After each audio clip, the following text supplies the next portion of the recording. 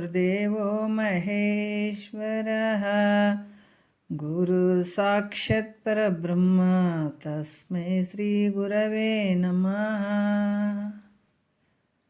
ಶ್ರೀ ಜಗದ್ಗುರು ಸಿದ್ಧಾರೂಢರ ಪಾದಕಮಲಗಳಿಗೂ, ಶ್ರೋತ್ರಿಯ ಬ್ರಹ್ಮನಿಷ್ಠ ಸದ್ಗುರು ಬಸವಾನಂದರ ಪಾದಕಮಲಗಳಿಗೂ, ಅವರ ಪ್ರತಿರೂಪದಂಥ ನಿಜಗುಣಪ್ಪನವರ ಪಾದಕಮಲಗಳಿಗೂ ನನ್ನ ದೀರ್ಘದಂಡ ಪ್ರಣಾಮಗಳನ್ನು ಸಲ್ಲಿಸುತ್ತಾ, ಎಲ್ಲ ಮಹಾತ್ಮರ ಪಾದಕಮಲಗಳಿಗೂ ನನ್ನ ದೀರ್ಘದಂಡ ಪ್ರಣಾಮಗಳನ್ನು ಸಲ್ಲಿಸುತ್ತಾ, ಮನದಲ್ಲಿ ಸ್ಮರಿಸಿಕೊಳ್ಳುತ್ತಾ, ತಮ್ಮೆಲ್ಲರಿಗೂ ವಂದಿಸುತ್ತಾ, ಇವತ್ತಿನ ನಿಜಗುಣರು ರಚಿಸಿದಂತಹ ಹೇಳಿದಂತಹ ಪರಮಾನುಭವ ಬೋಧೆ 4ನೆಯ ಸಂಧಿ ನಡೆದದ. ಈ 4ನೆಯ ಸಂಧಿ ಒಳಗೆ 5ನೇ ಸೂತ್ರ ನಡೆದದ. ಏನು ಹೇಳಿದಾರೆ? ಭಾಳಷ್ಟು ವಿಚಾರಗಳನ್ನು ಅವ್ರು ಹೇಳ್ತಾ ಇದ್ದಾರೆ. ಗುರು ಹೇಗಿರಬೇಕು, ಶಿಷ್ಯ ಹೆಂಗಿರಬೇಕು, ಗುರು ಯಾವ ರೀತಿ ಬೋಧನೆ ಮಾಡಬೇಕು ಶಿಷ್ಯನಿಗೆ, ಶಿಷ್ಯ ಯಾವ ರೀತಿ ಕೇಳಬೇಕನ್ನುವಂಥ ವಿಚಾರಗಳನ್ನು ಹಲವಾರು ರೀತಿಯಿಂದ ಇಲ್ಲಿ ಹೇಳ್ತಾ ಇದ್ದಾರೆ. ಭಾಳಷ್ಟು ಏನು ಮೇಲ್ಮಟ್ಟದ ವಿಚಾರಗಳು ಇವೆಲ್ಲ. ಇಲ್ಲಿ 5ನೆಯ ಒಂದು ಸೂತ್ರದಲ್ಲಿ ಹೇಳ್ತಾರೆ, 4ನೆಯ ಸಂಧಿ ಒಳಗೆ 5ನೆಯ ಸೂತ್ರ, ಸಕಲ ವಿಷಯ ವಿರಕ್ತನು ಶುದ್ಧ ವಿದ್ಯೆಯಿಂದ ಅಕಲಂಕ ನಿಜವ ತಾನರಿಯುವುದು ಅಂತ ಹೇಳ್ತಾರೆ. ಯಾಕಂದ್ರೆ ಸಕಲ ವಿಷಯ ವಿರಕ್ತನು ಅಂದ್ರೆ ಸಕಲ ಅಂತಂದಾಗ ಇಹಲೋಕದಲ್ಲಿರುವಂಥ ಭೋಗಾದಿ ವಸ್ತುಗಳೇನದಾವ ಇವೆಲ್ಲ, ಮತ್ತು ಪರಲೋಕದ ಒಂದು ಏನು ಸ್ವರ್ಗಾದಿ ಭೋಗಗಳೇನದಾವ ಅವು ಎಲ್ಲ, ಅವೆಲ್ಲದ್ರ ಮೇಲೆ ವಿರಕ್ತ ಅಂದರೆ ವೈರಾಗ್ಯ ಭಾವ ಬರುವಂಥದ್ದು, ವಿರಕ್ತನಾಗಿರುವಂಥದ್ದು, ಅದ್ರ ಮೇಲೆ ಉದಾಸೀನ ಭಾವ ಬರುವಂಥದ್ದು, ಅದ್ರ ಕಡೆ ಒಂದು ಆಸೆ ಇರದೇ ಇರುವಂಥದ್ದು. ರಾಗ ವಿರಾಗ, ರಾಗ ಅಂದರೆ ಮೋಹ ಮಾಡುವಂಥದ್ದು, ವಿರಾಗ ಅಂದ್ರೆ ಅದ್ರ ಮೇಲೆ ಮೋಹ ಮಾಡದೇ ಇರುವಂಥದ್ದು. ಅದಕ್ಕೆ ವಿರಕ್ತನು ಶುದ್ಧ ವಿದ್ಯೆಯಿಂದ ಅಕಲಂಕ ನಿಜವ ತಾನರಿಯುವುದು ಅಂದರೆ ಯಾವುದೇ ಒಂದು ಬೆರಕೆ ಇಲ್ಲದ ಶುದ್ಧ ಜ್ಞಾನದಿಂದ ನಿನ್ನನ್ನು ನೀನು ತಿಳಿಯುವಂಥದ್ದು, ನಿಜವನ್ನು ಅರಿಯುವಂಥದ್ದು ಅಂತ ಹೇಳ್ತಾರೆ. ಅದಕ್ಕೆ ಈ ಜಗತ್ತು 3 ಗುಣಗಳಿಂದ ಕೂಡ್ಯದ. ಈ ಮೂರು ಗುಣಗಳಿಂದ ಕೂಡಿದಕ್ಕಾಗಿ ಇಷ್ಟೆಲ್ಲ ಗದ್ದಲ ನಡೆದಂಥದ್ದು. ಸತ್ವ ರಜೋ ತಮೋ, ಈ ಪ್ರಕೃತಿ ಅನ್ನುವಂಥದ್ದು 3 ಗುಣಗಳನ್ನು ಗರ್ಭೀಕರಿಸ್ಕೊಂಡಿದೆ. ಅದು ಒಂದರಿಂದ ಒಂದು ವಿಕಾರ ಹೊಂದುತ್ತಾ ಬಂದು ಇದೆಲ್ಲ ಜಗತ್ತಿನ ವ್ಯವಹಾರ ನಡೆದದ. ಆದರೆ ಇದೆಲ್ಲ ಅದಾವೇನು ನಿನ್ನ ಒಂದು ನಿಜ ಸ್ವರೂಪದಲ್ಲಿ ಅಂತಂದರೆ ಇಲ್ಲ. ನೀ ಹೆಂಗಿದೆ ಅಂದರೆ ಅಕಲಂಕ, ಯಾವುದೇ ಕಲಂಕ ಇರದೇ ಇರುವಂಥದ್ದು ನಿನ್ನ ಸ್ವರೂಪ ಅದು. ಅದಕ್ಕೆ ಶುದ್ಧ ವಿದ್ಯೆಯಿಂದ ಅಂದರೆ ಯಾವುದೇ ಒಂದು ಗುಣಗಳ ಬೆರಿಕೆ ಇಲ್ಲದೆ ಇರುವಂಥದ್ದು. ಶುದ್ಧ ಅಂತಂದರೆ ಗುಣಗಳು ಬೆರಿಕೆ ಇಲ್ಲ. ನೀನು ಯಾವುದು ತಿಳ್ಕೊಳಕೊಂಡಿದ್ದೆ ನಿರ್ಗುಣವಾದಂಥದ್ದನ್ನು ಏನೊಂದು ಬೆರೆಸಿಲ್ಲ, ಅದರಲ್ಲಿ ಬೆರೆಯದೇ ಇರುವಂಥ ಒಂದು ಶುದ್ಧ ಜ್ಞಾನದಿಂದ ನಿನ್ನ ನಿಜವನ್ನು, ನಿನ್ನ ಸ್ವರೂಪವನ್ನು ತಿಳಿಯುವಂಥದ್ದು ಅಂತ ಕೂಡ ಇಲ್ಲಿ ಹೇಳ್ತಾರೆ. ಹಿಂದೆ ಕೂಡ ಹೇಳಿದರು, ಗುಣಕಾರ್ಯ ರೂಪವಾದಂಥ ವೈರಾಗ್ಯವನ್ನು ಹೇಳಿದರು ಅವರು 1ನೇ ನುಡಿಯಲ್ಲಿ ಹೇಳಿದ್ದಾರೆ. ಯಾಕಂತಂದ್ರೆ ಧನ ಪುತ್ರ ಜನನಿ ಜನಕ ವನಿತಾದಿ ತಾನೆನಿಪಲ್ಲಿ ತನಗೆ ವೈರಾಗ್ಯವು ಜನಿಸಲಂಥದ್ದು ಗುಣಕಾರ್ಯವದಕ್ಕೆ ಮಾನಿನಿ ಕೇಳ್ ಪ್ರಪಂಚಕ್ಕೆ ಬೆಸೆಯುವುದು ಅಂತ ಹೇಳಿದ್ರು ಅವರು. ಯಾಕಂದರೆ ಇಲ್ಲಿ ಕೂಡ ಈ ಧನ ಅನ್ನುವಂಥದ್ದು, ದ್ರವ್ಯ ಅನ್ನುವಂಥದ್ದು, ಪುತ್ರ ಮಗ, ಇವೆಲ್ಲ ತಾಯಿ ತಂದೆ ಸತಿ ಪುತ್ರ ಧನ ಕನಕ ಇವೆಲ್ಲವುಗಳ ಮೇಲೆ ಸಕಲ ದೃಶ್ಯವಾಗಿ ತೋರುವಂಥ ಈ ಪ್ರಪಂಚದಲ್ಲಿ ತನಗೆ ವೈರಾಗ್ಯ ಏನಾದರೂ ಉತ್ಪನ್ನ ಆಯಿತು ಅಂದರೆ ಇದು ಗುಣಕಾರ್ಯ ಅಂತ ಹೇಳಿಸ್ಕೊಳ್ತದ ಅಂತ 1ನೇ ನುಡಿಯಲ್ಲಿ ಹೇಳಿದರು. 2ನೇ ನುಡಿಯಲ್ಲಿ ಕೂಡ ಹೇಳಿದ್ದಾರೆ ಅವರು. ಯಾಕಂದರೆ ತಾಮಸ ವೈರಾಗ್ಯ ಅನ್ನುವಂಥದ್ದು ಈ ದೇಹ ಆಗಿರ್ಬೋದು, ಇಂದ್ರಿಯ ಆಗಿರ್ಬೋದು, ಹಸು ಪ್ರಾಣಗಳಾಗಿರ್ಬೋದು, ಈ ಮನವು, ಅದಕ್ಕೆ ದೇಹ ಇಂದ್ರಿಯ ಹಸು ಮನ ಅಹಮಾದಿ ಸಮೂಹವಿಂತಿದು ತಾನೆಂಬೆಡೆಯೋಳು ಸಾಹಸದಿಂದ ವಿರಕ್ತಿ ಪುಟ್ಟಿದೊಡೆ ಸಂದೇಹವೇನದುವೇ ತಾಮಸವಕ್ಕು ಅಂತ ಹೇಳ್ತಾರೆ ಅವರು. ಯಾವಾಗ ಈ ದೇಹ ಆಗಿರ್ಬೋದು, ಇಂದ್ರಿಯ ಆಗಿರ್ಬೋದು, ಪ್ರಾಣಾದಿಗಳು ಆಗಿರ್ಬೋದು, ಮತ್ತು ಈ ಮನಸ್ಸು ಅಹಮಾದಿ ಮನಸ್ಸು ಅಂತಃಕರಣಗಳೇನಾದ ಮನ ಬುದ್ಧಿ ಚಿತ್ತು ಅಹಂಕಾರ ಇವೆಲ್ಲ ಸಮೂಹ, ಇದರಲ್ಲಿ ನಾನು ಅಂತೇನು ಅಂದ್ಕೊಂಡಿದ್ದೀನಿ. ಇವಾಗ ನನಗೆ ಗೊತ್ತಾದ ಮೇಲೆ ಅವುಗಳ ಮೇಲೆ ವಿರಕ್ತಿ, ಇವಲ್ಲ ನಾನಲ್ಲ, ಇವು ನನೂ ಅಲ್ಲ ನಾನೂ ಅಲ್ಲ ಅಂತ ಇದ್ರ ಮೇಲೆ ಏನಾದರೂ ಸಾಹಸದಿಂದ ಅಂತ ಹೇಳ್ತಾರೆ ಅವರು. ಇದು ಸಾಹಸದಿಂದ ಅಂತಂದ್ರೆ ನಾವೇನು ತೊಗೊಳ್ಬೇಕು? ಸುಮ್ಮನೆ ನಮಗೆ ಇದು ವೈರಾಗ್ಯ ಭಾವ ಬರ್ತದಂದ್ರೆ ವೈರಾಗ್ಯ ಭಾವ ಬರೋಂಗಿಲ್ಲ. ಅದಕ್ಕೆ ಅರಿದು ವನಿತಾದಿ ವಿಷಯದೋಳುಳ್ಳ ದೋಷವನ್ನು ತೊರೆದವನು ಮರಳಿ ಮೋಹಿಸದೆ ಚಲಿಯಾಗಿ ಅಂತ ಹೇಳ್ತಾರೆ ಮಹಾತ್ಮರು. ಏನಿದೆಲ್ಲ ಕಣ್ಣಿಗೆ ಕಂಡು ಇದೇನು ವ್ಯವಹಾರ ಮಾಡಾಕತ್ತೀನಿ ಇದೆಲ್ಲ ಸುಳ್ಳು ಅದಂತ ಹೇಳ್ತಾರೆ ಅವರು. ಈ ಸುಳ್ಳು ಹೆಂಗಪ್ಪ? ಮಹಾತ್ಮರು ಹೇಳ್ತಾರೆ, ಆರು ನಾನೆಂದು ವಿಚಾರಿಸು ವಿಷಮ ಸಂಸಾರ ಇದು ಕನಸು ಅಂತ ತಿಳ್ಕೊಳ್ರಿ ಅಂತ ಹೇಳಿದಾಗ ಇದು ಕನಸು ಯಾವ ರೀತಿ ಇರ್ಬೋದು ಅಂತ ನಾವು ಯೋಚನೆ ಮಾಡ್ಬೇಕಾಗ್ತದೆ. ಯಾವಾಗ ಕನಸು ಅಂತ ನಮ್ಮ ಅನುಭವಕ್ಕೆ ಬರ್ತದೆ. ಯಾಕಂದ್ರೆ ನಾವು ಯಾವಾಗ ಕನಸಿನಿಂದ ನಾವು ಜಾಗೃತಿಗೆ ಬಂದಾಗ ಇದು ಕನಸು ಅಂತ ನಮಗೆ ಏನಂದ್ರೆ ನಮ್ಗೆ ಗೊತ್ತಾಗ್ತದೆ, ಅನುಭವಕ್ಕೆ ಬರ್ತದೆ. ಅದೇ ರೀತಿ ಜಾಗ್ರ ಪ್ರಪಂಚ ನಾವು ಮಾಡುವಂಥ ವ್ಯವಹಾರ ಎಲ್ಲ ನಮಗೆ ಸತ್ಯ ಅಂತ ಅನಿಸ್ಯದ, ತೋರುವಂಥ ಪ್ರಪಂಚ ಎಲ್ಲ ಸತ್ಯ ಅಂತ ಅನಿಸ್ಯದ, ಕಾಣುವಂಥ ದೃಶ್ಯವಾದಂಥ ವಸ್ತುಗಳೆಲ್ಲ ಸತ್ಯ ಅನಿಸ್ಯದ, ಈ ಶರೀರ ಅನ್ನುವಂಥದ್ದು ಸತ್ಯ ಅನಿಸಿಬಿಟ್ಟದಲ್ಲ, ಇದು ಸುಳ್ಳು, ಇದು ಕನಸಿನಾಗ ನೋಡ್ದಂಗಪ್ಪ ಇದು ಸುಳ್ಳೈತಿ ಅಂತ ಮಹಾತ್ಮರು ಹೇಳ್ತಾ ಇದ್ದಾರ. ಇದು ಯಾಕೆ ಹೇಳ್ತಾ ಇದ್ದಾರ ಅಂತ ನಾವು ಇದನ್ನು ತಿಳ್ಕೊಳ್ಬೇಕನ್ನುವಂಥ ಭಾವ ಯಾರಲ್ಲಿ ಬರ್ತದ ಅವರು ಸದ್ಗುರುಗಳನ್ನು ಕಾಣಬೇಕಾದಂಥದ್ದು. ಅದು ಶ್ರೋತ್ರಿಯ ಬ್ರಹ್ಮನಿಷ್ಠ ಸದ್ಗುರುಗಳ ಒಂದು ಅವ್ರಿಗೆ ಶರಣಾಗತನಾಗಿ ಅಂಥ ಸದ್ಗುರುಗಳ ಮುಖಾಂತರ, ಸತ್ಶಾಸ್ತ್ರಗಳ ಮುಖಾಂತರ, ಮತ್ತು ಸತ್ಯವನ್ನು ಅರಿತಂಥ ಸತ್ಸಂಗ. ಅಲ್ಲಿ ಏನಿರ್ಬೇಕು? ಸತ್ಸಂಗ ಅಂತಂದರೆ ಏನಂದ್ರೆ ಸತ್ಯ ವಸ್ತುವನ್ನೇ ತಿಳಿಸುವಂಥ ಸತ್ಸಂಗ, ಸತ್ಯವಂತರ ಸಂಘ ಅದು. ಈ ರೀತಿ ಇರುವಂಥ ಸತ್ಸಂಗದ ಒಂದು ಬಲದಿಂದ ವೈರಾಗ್ಯ ಹುಟ್ಟುತ್ತದೆ. ಸುಮ್ಮನೆ ನಾವೇನಿಲ್ಲರಿ ಮನೆಯಾಗೆ ಅದ್ರ ಮೇಲೆ ನಮಗೇನು ಆಸೆ ಇಲ್ಲರಿ, ಇದ್ರ ಮೇಲೆ ಆಸೆ ಇಲ್ಲರಿ ಅಂದ್ರೆ ಬರೀ ಮ್ಯಾಲಿಂದ ಒಂದಿಷ್ಟು ಕೊಲ್ಲೆ ಕಡ್ದಂಗೆ ಅಷ್ಟೇ ಬೇರುಗಳು ಇರ್ತಾವೆ. ಅದು ಅಜ್ಞಾನದ ಬೇರಂತೂ ಇದ್ದೇ ಇರ್ತಾವೆ.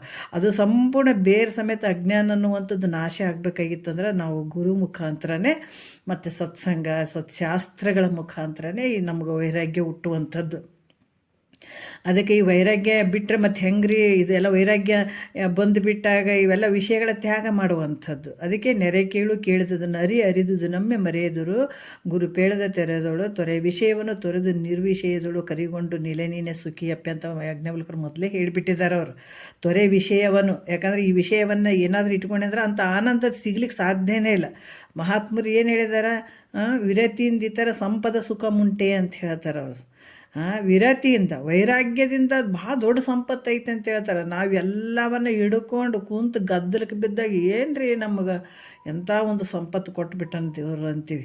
ಎಲ್ಲವನ್ನು ಕೊಟ್ಟನ್ರಿ ಏನು ಕಡಿಮೆ ಇಲ್ಲರಿ ನಮ್ಗೆ ಅಂತ ಹೇಳ್ತೀವಿ. ಆದರೆ ಎಲ್ಲವ ಸಿಕ್ಕಾಗ ನಮ್ಗೆ ಭಾಳ ಸಂಪತ್ತು ಐತ್ರಿ, ನಮಗೇನು ಕಡಿಮೆ ಇಲ್ಲರಿ ಅಂತ ನಾವು ಅಂದ್ಕೊಳ್ತೀವಿ. ಆದರೆ ಮಹಾತ್ಮರು ಎಂಥ ವಾಕ್ಯ ಹೇಳ್ತಾರೆ, ಎಲ್ಲವನ್ನು ಬಿಟ್ಕೊಂಡಾಗ ಆನಂದವಾಗಿರ್ತಿದ್ದಿ ನೀನು, ಎಲ್ಲವನ್ನು ಹಿಡ್ಕೊಂಡಾಗ ನೀ ಯಾವಾಗ ಆನಂದವಾಗಿರ್ತಿದ್ದಿ? ಮತ್ತು ಅದು ಹೆಂಗೆ ಆನಂದವಾಗಿರಂಗಿಲ್ಲ ರೀ? ಮತ್ತು ಎಲ್ಲಷ್ಟಿದ್ದಾಗ ನಾವು ಸಂತೋಷದಿಂದ ಇರ್ತೀವಿ ಅಂತ ಅಂದ್ರೆ ಅವ್ರ ಅಜ್ಞಾನದ ಒಂದು ಶಾಂಪಲ್ ಹೇಳ್ತಾರೆ. ಹೌದಪ್ಪ, ನೀನು ಅಜ್ಞಾನದಲ್ಲೇ ಇದು ನಿನ್ನಲ್ಲೇ ನಾ ಹೇಳ್ತೀನಿ, ಆದರೆ ನಿದ್ರೆ ಒಳಗೆ ಏನೈತೆ ಹೇಳು? ಆನಂದ ಆದಂತ ಹೇಳ್ತಿಲ್ಲ. ಬೆಳಗ್ಗೆಯಿಂದ ಸಂಜೆ ತನಕ ಕೆಲಸ ಭಾಳ ಮಾಡಿಬಿಟ್ಟೆ ದಣ್ಕೊಂಡು ಬಿಟ್ಟಿರ್ತದೆ. ಇದು ಜೀವಾತ್ಮ ದುಡ್ದು ಮಾಡಿರ್ತದಲ್ಲ, ಯಾವಾಗ ಸ್ವಲ್ಪ ರೆಸ್ಟ್ ತೊಗೊಂಡ್ರೆ ಸರಿ ಆಗ್ತದ್ರಿ ಅಂತ ಕೋಟಿಗಟ್ಟಲೆ ದುಡ್ಡು ಬರ್ತದಂದ್ರೆ ಕೂಡ ಮೊದಲು ಬಾಗಿಲು ಹಾಕ್ರಿ. ಬಿಸ್ನೆಸ್ ಮಾಡೋಂಥವ್ರು ನೋಡ್ರಿ, ದುಡ್ಡು ಬೇಕಾದಷ್ಟು ಬರ್ತಂದ್ರೆ ಮೊದಲು ಬಾಗಿಲು ಹಾಕಿಬಿಡ್ರಿ, ರೆಸ್ಟ್ ತೊಗೊಳ್ಬೇಕು, ನಾವು ಮನೆಗೆ ಹೋಗ್ಬೇಕು ಅಂತ ಹೇಳ್ತಾನೆ. ಹೋಗಿ ಆರಾಮಾಗಿ ಮಲಿಗೆ ಮುಂಚೆನೆ ಎದ್ದುಗನೆ ನೋಡ್ರಿ, ಸ್ವಲ್ಪ ರೆಸ್ಟ್ ಆಯಿತು, ಎಷ್ಟು ಇವಾಗ ಸ್ವಲ್ಪ ಶಕ್ತಿ ಬಂದಂಗೆ ಐತ್ರಿ ಅಂತ ಹೇಳ್ತೀವಲ್ಲ. ಅದ್ರಂಗೆ ಅಲ್ಲಿ ಏನೈತೆ? ರೊಕ್ಕ ಐತಾ, ರೂಪಾಯಿ ಐತಾ, ಏನೈತೆ? ಅಲ್ಲಿ ಯಾವ ವಿಷಯಗಳು ಇಲ್ಲ. ಅಲ್ಲಿ ಇರ್ಲಾರ್ದಕ್ಕೆ ನೀ ಎಷ್ಟು ಆನಂದವಾಗಿದ್ದಿ? ಅದ್ರಂಗ ಇಲ್ಲಿ ಕೂಡ ಇವೆಲ್ಲ ಒಳಗಡೆ ವಿರತಿಯಿಂದ ಈ ಥರ ಸಂಪದ ಸುಖ ಮುಂಟೆ ಅಂತೇಳಿ ಇದಕ್ಕಿಂತ ದೊಡ್ಡ ಸಂಪತ್ತು ಯಾವ್ದಾರು ಐತೇನು ಅಂದ್ರೆ ಇಲ್ಲ. ವೈರಾಗ್ಯದಿಂದ ಇದಕ್ಕಿಂತ ದೊಡ್ಡ ಸಂಪತ್ತು ಯಾವುದಿಲ್ಲ. ಅದಕ್ಕೆ ಇದು ತಿಳಿಬೇಕಾದ್ರೆ ಎಲ್ಲಿ ಅಂತಂದ್ರೆ ಸದ್ಗುರುಗಳ ಮುಖಾಂತರನೇ ತಿಳಿಯುವಂಥದ್ದು. ಮತ್ತು ನಾವು ಗ್ರಂಥಗಳು ಭಾಳ ಅದಾವ್ರಿ, ಓದ್ಕೋತೀನಿ ರೀ, ಬರ್ಕೋತೀನಿ ರೀ, ನಾನು ಭಾಳ ಹುಷಾರಿದ್ದೀನಿ ರೀ, ಹುಷಾರ್ತನ ಏನು ನಡೆಯಂಗಿಲ್ಲ. ಎಂಥ ಒಂದು ರಾಜನೇ ಇರಲಿ, ಅಂಥ ಒಂದು ಮಿನಿಸ್ಟ್ರಿ ಇರಲಿ, ಪ್ರಧಾನಮಂತ್ರಿ ಯಾರೇ ಇದ್ರಿ, ಎಂಥ ಶ್ರೀಮಂತನೇ ಇರಲಿ, ಯಾರೇ ಇದ್ದರೂ ಕೂಡ ಗುರುವಿನ ಪಾದಕ್ಕೆ ಬಂದು ಶರಣಾಗತನಾಗಿ ತನ್ನ ಬಲ್ಲಿರುವಂಥ ಏನು ಈ ಕಸ ಕಡ್ಡಿಗಳೇನದಾವ, ನಾನು ಹಂಗದೀನಿ ಹಿಂಗದೀನಿ, ರೊಕ್ಕ ಅದಾವ, ರೂಪಾಯಿ ಅದಾವ, ಆಸ್ತಿವಂತನದೀನಿ, ನಾನು ನೋಡೋಕೆ ಚಂದ ಇದೀನಿ, ರಾಜ್ಯ ಮದಗಳು ಏನದಾವ ಅವೆಲ್ಲವನ್ನ ಬಿಸಾಕೇ ಬರಬೇಕು. ಅವನು ಬಿಟ್ಟು ಬಂದು ಶರಣಾಗತನ ಸದ್ಗುರುವಿಗೆ ಸಂಪೂರ್ಣ ಯಾವಾಗ ಶರಣಾಗತನಾಗ್ತಾನೆ ಆವಾಗ ಇದು ಜ್ಞಾನ ಅಳವಡ್ತದೆ. ಸಿಗ್ತದೆ, ಇಂಥ ಸುಖ ಸಿಗ್ತದೆ, ಇಂಥ ಸಂಪತ್ತು ಸಿಗ್ತದೆ.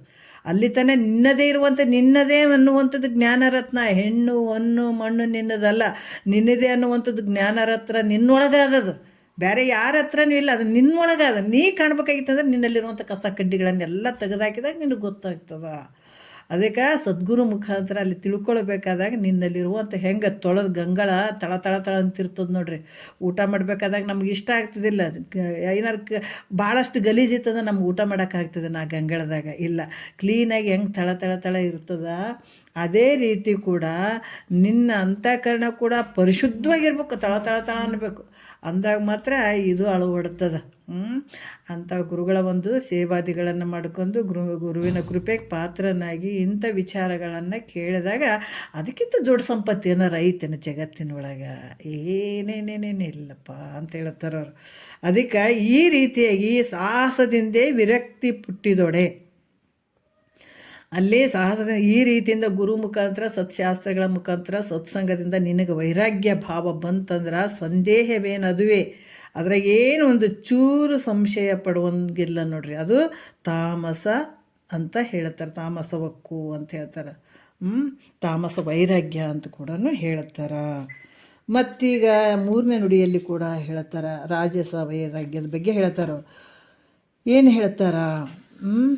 ಈ ತನು ಮೊದಲಾಗಿ ತೋರ್ಪ ಅನಿತವನರಿವ ದ್ರಷ್ಟನೆ ತಾನೆಂಬಲ್ಲಿ ವೈರಾಗ್ಯವು ತನಗೆ ಜನಿಸಲು ಮಾಗಲದನು ರಾಜಸನೆಂದು ವನಿತೆ ಮೈತ್ರಿಯೇ ನಿಶ್ಚಯಿಪುದು ಅಂತ ಹೇಳ್ತಾರೆ. ಯಾಕಂದ್ರೆ ನಾವು ಮೊದಲು ಏನು ಹೇಳಿದ್ರು, ದೇಹಾದಿಗಳಿಗೆ ಸಾಕ್ಷಿ ರೂಪವಾಗಿರುವಂಥವನು ದ್ರಷ್ಟ ನಿನ್ನ ಸ್ವರೂಪ ಅಂತ ಹೇಳ್ಕೊತ ಬಂದರು. ಹೌದು, ಅದು ನಿಜ, ಅಲ್ಲಿ ಮುಂಚೆಯಿಂದ ಹೇಳ್ಕೊತ ಬಂದಿದ್ದಾರೆ ಅವರು. ಇವಾಗ ಏನು ಹೇಳ್ತಾರೆ, ಈ ದೇಹಾದಿಗಳಿಗೆ ದೇಹ ಮನಸ್ಸು ಬುದ್ಧಿ ಚಿತ್ತು ಅಹಂಕಾರ ಇವು ಇಂದ್ರಿಯಗಳು ಇವೆಲ್ಲವುಗಳಿಗೆ ಅಹಂಕಾರಗಳಿಗೆ ಇವೆಲ್ಲ ಸಾಕ್ಷಿಯಾದಂಥ ದ್ರಷ್ಟ ನಾನು ಅಂತ ಅಂದ್ಕೊಂಡಿರ್ತಾನೆ. ಇವಾಗ ಹೇಳ್ತಾರೆ ಅಲ್ಲಿ ಕೂಡ ವೈರಾಗ್ಯ ಹುಟ್ಟುವಂಥದ್ದು. ಅಂದ್ರೆ ಇವೆಲ್ಲವುಗಳಿಗೆ ಶರೀರ ಮೊದಲುಗೊಂಡ ಈ ಅಹಂಕಾರ ಕಡೆಯಾಗಿರುವಂಥ ಅನಾತ್ಮ ವರ್ಗಗಳನ್ನು ಅರಿಯುವಂಥ ದ್ರಷ್ಟ ನಾನು ಅನ್ನುವಂಥಲ್ಲಿ ಅಲ್ಲಿ ವೈರಾಗ್ಯ ಬರುವಂಥದ್ದು. ಅಂದ್ರೆ ಈ ದ್ರಷ್ಟ ಅರಿಯುವಂಥವನು ಕೂಡ ನಾನು ಅಲ್ಲ. ಇವೆಲ್ಲವನ್ನು ತಿಳ್ಕೊಳ್ತೀನಿ, ಆದರೂ ಕೂಡ ಇವುಗಳನ್ನು ಅರಿಯುವಂಥ ಒಂದು ಸಾಕ್ಷಿ ಚೇತನ ಸಾಕ್ಷಿ ಅಂತ ಏನು ಹೇಳಿರ್ತಾನೆ, ಇವೆಲ್ಲವನ್ನು ಅರಿಯುವಂಥ ದ್ರಷ್ಟ ಪುರುಷ ನಾನು ಅಂದಿರ್ತಾನೆ, ಅದರಲ್ಲಿ ಕೂಡ ವೈರಾಗ್ಯ ಉತ್ಪನ್ನ ಆದರೆ ಅದಕ್ಕೆ ಈ ದ್ರಷ್ಟ ದೃಕ್, ಯಾಕಂದರೆ ಇದು ದೃಶ್ಯ ಅನ್ನುವಂಥದ್ದು ದೃಶ್ಯ ಮತ್ತು ದ್ರಷ್ಟ. ಅಂದ್ರೆ ಈ ದೃಶ್ಯ ಅನ್ನುವಂಥದ್ದು ಮತ್ತು ದ್ರಷ್ಟ ಅನ್ನುವಂಥದ್ದು. ದೃಶ್ಯ ಅರಿಸಿಕೊಳ್ಳುವಂಥದ್ದು, ದ್ರಷ್ಟ ನೋಡುವಂಥವನು. ಇವೆರಡು ಏನಂದರೆ ಯಾವುದಾದ್ರೂ ಒಂದು ಅರಿಸಿಕೊಳ್ಳುವುದು ಅದೇ ನಾನಂತ ಹೇಳುವಂಥದ್ದು. ಯಾಕಂದ್ರೆ ಇದು ಯಾವುದಾದೊಂದು ಈ ದೃಶ್ಯ ಆಗಿರ್ಬೋದು ದ್ರಷ್ಟಗಳೆರಡು ಯಾವುದರಿಂದ ಅರಿಸಿಕೊಳ್ಳುವಂಥದ್ದು, ಯಾವುದರಿಂದ ಈ ದೃಶ್ಯವಾದಂಥ ಪ್ರಪಂಚ ಅರಿಸಿಕೊಳ್ಳುತ್ತದ ಅದು ನಾನು ಅನ್ನುವಂಥದ್ರಲ್ಲಿ ವೈರಾಗ್ಯ ಹುಟ್ಟುವಂಥದ್ದು ನೋಡ್ರಿ. ಅದು ಕೂಡ ಇಲ್ಲಿ ಮಿಥ್ಯೆ ಆಗಿರುವಂಥದ್ದೇ. ಯಾವ ಈ ದೃಶ್ಯ ಪ್ರಪಂಚವನ್ನು ನೋಡ್ತಾನಲ್ಲ, ಅರಿಸಿಕೊಳ್ಳುವಂಥ ಆ ಒಂದು ಅರಿಸಿಕೊಳ್ಳುವಂಥವನೇ ನಾನು ಇದ್ದೀನಿ ಅನ್ನುವಂಥದ್ರಲ್ಲಿ ವೈರಾಗ್ಯ ಉತ್ಪನ್ನ ಆದ್ರೆ ಅದಕ್ಕೆ ರಜಗುಣಾತ್ಮಕ ವೈರಾಗ್ಯ ಅಂತ ಹೇಳಿಸ್ಕೊಳ್ತಾರೆ. ಅರಿಯುವಂಥವನು ಕೂಡ ದೃಶ್ಯ ದೃಕ್ಕು ಎರಡೂ ಅಲ್ಲಿ ಕೂಡ ಮಿಥ್ಯೆ ಆಗ್ತಾವೆ. ಅದ್ರಾಗ ವೈರಾಗ್ಯ ಭಾವ ಬಂತು ಅಂತಂದಾಗ ಅದು ರಜಗುಣಾತ್ಮಕ ವೈರಾಗ್ಯ ಅಂತ ಹೇಳಿಸ್ಕೊಳ್ತಾರೆ. ಮತ್ತೀಗ 4ನೇ ನುಡಿಯಲ್ಲಿ ಹೇಳ್ತಾರೆ, ಸಾತ್ವಿಕವಾದ ವೈರಾಗ್ಯದ ಲಕ್ಷಣವನ್ನು ಹೇಳ್ತಾರೆ. ಏನು ಹೇಳ್ತಾರೆ ನೋಡೋಣ. ದೃಶ್ಯ ದೃಕ್ಕುಗಳ ಎಂಬ ಉಭಯಮಿವು ತೋರದರಿವೇ ತಾನೆಂದೆನಿಪಲ್ಲಿ ತೋರೆ ನಿಶ್ಚಲವಾದ ನಿಜ ವಿರಾಗತೆಯದು ನೀರೇ ಸಾತ್ವಿಕವೆಂದೆನಿಸುತ್ತಿರ್ಕು. ನೋಡ್ರಿ, ಎಲ್ಲಿ ಪೂರ್ತಿ ಮೇಲ್ಮಟ್ಟಕ್ಕೆ ತೊಗೊಂಡು ಬಂದಿದ್ದಾರೆ ಅವರು. ಹೆಂಗಂತಂದ್ರೆ ನೋಡುವಂಥವನು ತಿಳಿಸಿಕೊಳ್ಳುವಂಥದ್ದು ಎರಡೂ ಇರುವಂಥದ್ದು. ಅದಕ್ಕೆ ಅಧಿಷ್ಠಾನವಾಗಿರುವಂಥದ್ದು ಒಂದು ಸ್ವರೂಪ ಐತೆ. ಈ ಕಣ್ಣು ಐತೆ, ಈ ಕಣ್ಣು ಕಿವಿ ಇವೇನು ಅದಾವ ಇವೆಲ್ಲ ಮಾಡ್ತಾವಲ್ಲ, ಇವಕ್ಕೇನು ಸ್ವತಂತ್ರತೆ ಐತೇನೋ ಅಂತಂದರೆ ಇಲ್ಲ. ಅದು ನಿನ್ನ ಶಕ್ತಿಯನ್ನು ತಗೊಂಡೇ ಇಲ್ಲಿ ಏನು ಕೆಲಸ ಮಾಡಕತ್ತೇವು. ಈಗ ಅರಿಯುವಂಥದ್ದು ಕೂಡ ಸ್ವತಂತ್ರತೆ ಇಲ್ಲ, ಅದು ಹಿಂದೆ ಆ ಒಂದು ಶಕ್ತಿಯನ್ನು ಪಡ್ಕೊಂಡೇ ಇದು ಅರಿತಾ ಇದ್ದಾನೆ, ನೋಡ್ತಾ ಇದ್ದಾನೆ, ಜಗತ್ತನ್ನು ದೃಷ್ಟನಾಗಿ ನೋಡ್ತಾ ಇದ್ದಾನೆ, ದೃಶ್ಯ ಅರಿಸಿಕೊಳ್ತಾ ಇದೆ. ಅದಕ್ಕೆ ಇಲ್ಲೇನು ಹೇಳ್ತಾರೆ, ದೃಶ್ಯ ದೃಕ್ಕು ಅಂದ್ರೆ ದೃಶ್ಯ ಅರಿಸಿಕೊಳ್ಳುವಂಥದ್ದು ದೃಶ್ಯ, ಅದನ್ನು ಅರಿಯುವಂಥವನು ದೃಕ್. ಅದಕ್ಕೆ ಈ ದೃಕ್ಕುಗಳೆಂಬ ಉಭಯಮಿವು ತೋರದ ಅರಿವು, ಇವೆರಡೂ ತೋರಂಗಿಲ್ಲ ನೋಡ್ರಿ, ಇವೆರಡೂ ತೋರದೇ ಇರುವಂಥ ಅರಿವು. ಇವೆರಡೂ ಇಲ್ಲ ಅಲ್ಲಿ. ನಿನ್ನ ನಿಜ ಸ್ವರೂಪದಲ್ಲಿ ಇವೆರಡೂ ಇಲ್ಲ. ತೋರುವಂಥದ್ದು ಇಲ್ಲ, ಅರಿಸಿಕೊಳ್ಳುವಂಥದ್ದು ಇಲ್ಲ, ಅರಿಯುವಂಥದ್ದು ಇಲ್ಲ. ಎರಡು ತೋರದೆ. ಅದಕ್ಕೆ ಅರಿವೇ ತಾನೆಂದೆನಿಪಲ್ಲಿ ಅಂಥ ಶುದ್ಧವಾದಂಥ ಅರಿವಿನ ಸ್ವರೂಪನೇ ನಾನು ಇದ್ದೀನಿ ಅಂತ ಅನ್ನುವಂಥದ್ದು ಆ ಒಂದು ವಿಚಾರ ನಿಶ್ಚಲವಾದಂಥ ನಿಜ ವಿರಾಗತೆಯದು ನೀರೇ ಸಾತ್ವಿಕವೆಂದೆನಿಸುತ್ತಿರ್ಕು ಅಂತ ಹೇಳ್ತಾರೆ. ಇದಕ್ಕೇನು ಹೇಳ್ತಾರಂದ್ರೆ ದೃಶ್ಯಗಳ ಸಾಪೇಕ್ಷೆಯಿಂದ ದೃಕ್ಕೆಂದು ಹೇಳಲ್ಪಡ್ತದೆ. ಯಾಕಂದರೆ ಒಂದಕ್ಕೊಂದು ದೃಶ್ಯ ದೃಕ್ಕು ಎರಡು ಏನದಾವ ಒಂದಕ್ಕೊಂದು ಸಾಪೇಕ್ಷದಿಂದ ಅದಾವ. ಅದಕ್ಕೆ ಇದು ದೃಶ್ಯ ಅಂತ ಹೇಳಿಸ್ಕೊಳ್ತದೆ. ದೃಕ್ಕಿನ ಒಂದು ಸಾಪೇಕ್ಷೆಯಿಂದ ದೃಷ್ಟ ಅಂತ ಹೇಳಿಸ್ಕೊಳ್ತಾನೆ. ದೃಶ್ಯಗಳ ಸಾಪೇಕ್ಷೆಯಿಂದ ಅಲ್ಲಿ ದೃಕ್ ಅಂತ ಹೇಳಿಸ್ಕೊಳ್ತಾನೆ. ಅದರಿಂದ ಈ ದೃಶ್ಯ ದೃಕ್ಕುಗಳು ಎರಡೂ ಇಲ್ಲದೆ ಇರುವಂಥದ್ದು. ಅವು ಯಾವಿಲ್ಲ, ಅರಿಸಿಕೊಳ್ಳುವಂಥದ್ದಿಲ್ಲ, ಅರಿಯುವಂಥದ್ದು ಇಲ್ಲ. ಈ ಒಂದು ಏನಂದ್ರೆ ಅಭಾವ ಆಗಲು ಅವುಗಳ ಅಭಾವ ಅರಿಯುವಂಥ, ಯಾಕಂದ್ರೆ ಅವು ಏನು ಇಲ್ಲವೇ ಇಲ್ಲ. ಅವೆರಡೂ ಇಲ್ಲದೆ ಇರುವಂಥದ್ದನ್ನು ಅರಿಯುವಂಥದ್ದೇನೈತೆ, ಅರಿಯುವ ಸಾಕ್ಷಿಯೇ ತಾನು. ನೋಡುವಂಥವನೇ ಇಲ್ಲ. ನೋಡ್ರಿ ಎಷ್ಟು ಚಂದ ಹೇಳ್ತಾರೆ ಅವರು. ನೋಡುವಂಥ ಅರಿವು ಅಲ್ಲಿ ದೃಷ್ಟನೂ ಇಲ್ಲ, ದೃಶ್ಯನೂ ಇಲ್ಲ. ಇವೆರಡು ಇಲ್ಲ ಅನ್ನುವಂಥ ಇವೆರಡ ಅಭಾವವನ್ನು ಅರಿಯುವಂಥ ಅರಿವಿನ ರೂಪನೇ ನಿನ್ನ ಸ್ವರೂಪ ಅನ್ನುವಂಥ ಭಾವ ಬರುವಂಥದ್ದು. ಇವೆರಡೂ ಅಭಾವ ಮತ್ತು ದೃಶ್ಯ ದೃಕ್ ಇವು ಅಭಾವವಾಗಲು ಅವುಗಳ ಅಭಾವವನ್ನು ಅರಿಯುವ ಸಾಕ್ಷಿಯೇ ತಾನು ಅನ್ನುವಂಥದ್ದು ನಿಶ್ಚಯವಾಗುವಂಥದ್ದು. ನೋಡ್ರಿ ಏನು ಎಷ್ಟು ಒಂದು ವಿಚಾರಗಳನ್ನು ಹೇಳ್ತಾರೆ ಅವರು. ಅವೆರಡು ಅದಕ್ಕೆ ನಿಜಗೊಂಡ್ರದು ಭಾಳ ಸೂಕ್ಷ್ಮ ರೀ. ಹೆಂಗೆ ಒಬ್ಬ ಡಾಕ್ಟ್ರ್ ಆಗ್ಬೇಕಾಗಿತ್ತಂತಂದ್ರೆ ಶರೀರವನ್ನು ಕಟ್ ಮಾಡ್ತಾರೆ, ಹೌದಾ? ಕಟ್ ಮಾಡಿ ಈ ತಲೆ ಒಳಗೆ ಇರುವಂಥ ಸಣ್ಣ ಸಣ್ಣ ನರಗಳು ಈ ಶರೀರದಲ್ಲಿ ಯಾಕೆ ಅವರು ಮಾಡಿದವರಿಗೆ ಗೊತ್ತಿರ್ತದೆ. ಇದು ಹಂಗೆ ನೋಡ್ತಾರೆ. ಯಾಕಂದ್ರೆ ನಾನು ಹೇಳಿದ್ದೀನಿ ಕೇಳಿದ್ದೀನಿ. ಈ ನಮ್ಮ ಹುಡುಗರು ಹೇಳಿದ್ದಂತೆ ಕೇಳಿದ್ದೀನಿ ನಾನು. ಈ ಒಂದು ನರಗಳಲ್ಲಿ ಸಣ್ಣದು ಏನಾರ ಒಂದು ಸಣ್ಣ ನರಗಳು ಬಂದದ್ದು ಕೂಡ ಅವ್ರು ಚೆಕ್ ಮಾಡ್ಬೇಕಂತ, ಪ್ರತಿಯೊಂದು ಚೆಕ್ ಮಾಡ್ಬೇಕಂತ. ಇಲ್ಲಾಂದ್ರೆ ಅದೇನು ಗೊತ್ತೇ ಆಗಂಗಿಲ್ಲ. ಆವಾಗ ಅದು ಸಂಪೂರ್ಣವಾಗಿ ಓದಿ ಅವನು ಡಾಕ್ಟ್ರ್ ಆಗ್ತಾನೆ. ಹಾಗಾಗಿ ಇಲ್ಲಿ ಕೂಡ ನಿಜಗೊಂಡ್ರು ಸಣ್ಣ ಶರೀರದಾಗಿರುವಂಥ ಸಣ್ಣ ಎಳಿ ಅಂತ ನರಗಳು ಹೆಂಗಿರ್ತಾವ ಅವೆಲ್ಲ ಸೂಕ್ಷ್ಮತೆ ಎಳೆಗಳನ್ನು ತಿಳಿಸ್ತಾರೆ ಇಲ್ಲಿ. ಎಷ್ಟೊಂದು ಅದ್ಭುತವಾಗಿ ತಿಳಿಸ್ತಾರೆ ಅವರು. ಅದಕ್ಕೆ ಹೇಳ್ತಾರೆ ಈ ದೃಶ್ಯ ದೃಕ್ ಇವೆರಡು ಅಭಾವವಾಗಲು ಅವುಗಳ ಅಭಾವವನ್ನು ಅರಿಯುವಂಥ ಸಾಕ್ಷಿಯೇ ತಾನು ಅನ್ನುವಂಥ ನಿಶ್ಚಯವಾಗಬೇಕು. ಬಳಿಕ ಅಂಥ ಅಭಾವಕ್ಕೆ ಸಾಕ್ಷಿಯಾದ ಅರಿವಿನಲ್ಲಿಯೂ ತನಗೆ ವೈರಾಗ್ಯ ಬಂದಾಗ ಅದು ಕೂಡ ಹೋಗ್ಬೇಕಂತ ಹೇಳ್ತಾರೆ ಅವರು. ಅದು ಕೂಡ ಮತ್ತು ದ್ರಷ್ಟ ದೃಕ್ಕು ಅರಿಯುವಂಥ ಅಭಾವ ಅರಿಯುವಂಥ ಏನು ಸಾಕ್ಷಿ ತಾನದನಲ್ಲ ಆ ಭಾವದಲ್ಲಿ ಕೂಡ ವೈರಾಗ್ಯ ಬರಬೇಕು. ಬಂದಾಗ ಅದು ಸತ್ವಗುಣಾತ್ಮಕ ವೈರಾಗ್ಯ ಅಂತ ಹೇಳಿಸ್ಕೊಳ್ತದ ಅಂತ ಹೇಳ್ತಾರೆ ಅವರು. ಮತ್ತು ಈಗ 5ನೇ ನುಡಿಯಲ್ಲಿ ಹೇಳ್ತಾರೆ ಗುಣಗಂಧ ಲಕ್ಷಣ ವಿಚಾರವನ್ನು ಹೇಳ್ತಾರೆ. ಅದ್ರ ಬಗ್ಗೆ ಗುಣಗಂಧ ಲಕ್ಷಣಾವಸ್ಥೆ ಅಂತ ಹೇಳ್ತಾರೆ. ಈ ಕರೆಂಟ್ ಹೋಗೋದು ಬರೋದು ಮಾಡಕತ್ತವ ಇರಲಿ. ಈಗ ಗುಣಗಂಧ ಲಕ್ಷಣಾವಸ್ಥೆ ಅಂತಂದ್ರೆ ಈ ಗುಣದ ಗಂಧದ ವಾಸನೆ ಇರುವಂಥದ್ದು, ಗುಣಗಳ ಒಂದು ವಾಸನೆ ಇರುವಂಥ ವಿಚಾರವನ್ನು ಹೇಳ್ತಾರೆ ಅವರು. ಏನು ಹೇಳ್ತಾರೆ, ಇದು ಕೂಡ ಇರಬಾರ್ದು ಅಂತ ಹೇಳ್ತಾರೆ. ನೋಡ್ರಿ ಎಷ್ಟು ಅದ್ಭುತವಾಗಿ ಹೇಳ್ತಾರೆ. ಯಾಕಂದ್ರೆ ಒಂದು ಕರ್ಪೂರ ಒಳಗೆ ನಾವು ಕರ್ಪೂರನ ಹಾಕಿರ್ತೀವಿ, ತೆಗೆದ್ಮೇಲೆ ಅದು ವಾಸನೆ ಇರ್ತದಲ್ಲ. ನಿಜವಾಗಿ ಅದ್ರಾಗ ಕರ್ಪೂರ ಅದಾವೇನಂದ್ರೆ ಇಲ್ಲ, ಅದ್ರಾಗ ವಾಸನೆ ಇರ್ತದೆ ನೋಡ್ರಿ. ಗುಣಗಂಧ ಆ ಗಂಧದ ಅವಸ್ಥೆ ಅಂದ್ರೆ ಅದು ವಾಸನೆ ಇರ್ತದೆ, ಅದು ಕೂಡ ಇಲ್ದಂಗೆ ಆಗಬೇಕು. ಅದ್ರ ಬಗ್ಗೆ ಹೇಳ್ತಾರೆ ಅವರು. ನಿರವಿಸುವೆನು ಪರಬ್ರಹ್ಮ ಆ ನೆಪ್ಪೆನೆಂಬರಿವಿನೊಳಗೆ ತನಗುದಿಸಲು ವಿರತಿ ಕೇಳಲೆ ಕಾಂತೆ ಗುಣಗಂಧವದು ತಾನೇ ಪರಮ ವೈರಾಗ್ಯವೆಂದೆನಿಪುದು. ಇದು ಭಾಳ ಶ್ರೇಷ್ಠವಾಗಿರುವಂಥದ್ದು. ಇಲ್ಲಿ ತನಕ ಬರ್ಬೇಕು ನೋಡ್ರಿ. ಬರೇ ಅಲ್ಲೇ ಕೂತ್ಕೊಂಡು ನಮಗೆ ಮೋಕ್ಷ ಆಗ್ತದೆ ಅನ್ನುವಂಥದ್ದೆಲ್ಲ ಇಲ್ಲಿ ತನಕ ಬರಬೇಕು ಅಂತ ಹೇಳ್ತಾರೆ ಅವರು. ಏನು ಹೇಳ್ತಾರಂದ್ರೆ ಗುಣಗಂಧ ವಿಚಾರದ ಬಗ್ಗೆ. ನಿರವಿಸುವೇನು ಅಂತಂದ್ರೆ ಕಲ್ಪಿತ ಪ್ರಪಂಚಕ್ಕೆ ಅಧಿಷ್ಠಾನಾಗಿರುವೇನು, ಅದೇ ಪರಬ್ರಹ್ಮವು ಅಂಥ ಒಂದು ಈ ಕಲ್ಪಿತವಾದಂಥ ಪ್ರಪಂಚಕ್ಕೆ ನಾನು ಅಧಿಷ್ಠಾನ ಆಗಿದ್ದೀನಿ ಅಂತ ಪರಬ್ರಹ್ಮ, ಅದರಿಂದ ನಾನೇ ಪರಬ್ರಹ್ಮ ಸ್ವರೂಪನಾಗಿದ್ದೀನಿ ಅನ್ನುವಂಥ ನಿಜವಾದ ಪೂರ್ಣ ವಸ್ತುವಿನಲ್ಲಿ ತನಗೆ ವೈರಾಗ್ಯವು ಉದಿಸಲು ಉತ್ಪನ್ನ ಆಗಲು ಆ ಭಾವದಲ್ಲಿ ಕೂಡ ವೈರಾಗ್ಯ ಬರಬೇಕು. ಪೂರ್ತಿ ಏನೊಂದು ಇರಬಾರ್ದಲ್ಲಿ. ಈಗ ಹೆಂಗೆ ಐತೆ ಅಂತಂದ್ರೆ ಇದು ಸ್ವಲ್ಪ ಸೂಕ್ಷ್ಮ ನಾನು ವಿಚಾರ ಹೇಳ್ತೀನಿ.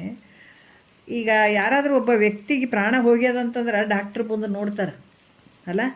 ನೋಡಿದಾಗ ಎಲ್ಲ ಹೋಗಿರ್ತವೆ, ಇಂದ್ರಿಯಗಳು ಎಲ್ಲ ಹೋಗಿರ್ತವೆ, ಆದರೂ ಕೂಡ ಒಂದು ಸ್ವಲ್ಪ ಉಸಿರು ಎಲ್ಲೋ ಆದಂದ್ರೂ ಕೂಡ ಸತ್ತನಂತ ಡಿಕ್ಲೇರ್ ಮಾಡಂಗಿಲ್ಲಲ್ಲಿ ಹೋಗ್ಯದ ಪ್ರಾಣ ಅಂತ. ಯಾಕೆ ಎಲ್ಲೋ ಒಂಚೂರು ಉಸಿರಿತ್ತು, ಎಲ್ಲೋ ಒಂಚೂರು ಬಿಸಿ ಇತ್ತು ಮಾಡಿತಂದ್ರೆ ಅದು ಕೂಡ ಅಲ್ಲಿ ಹೋಗಿದೆ ಜೀವ ಅಥವಾ ಎಲ್ಲ ಹೋಗಿದೆ ಅಂತ ಅಲ್ಲಿ ಡಿಕ್ಲೇರ್ ಕೊಡೋಂಗಿಲ್ಲ ಡಾಕ್ಟ್ರ್. ಇನ್ನೂ ಐತ್ರಿ ಇಲ್ಲ ಹೋಗಿಲ್ಲ ಅಂತಾರೆ.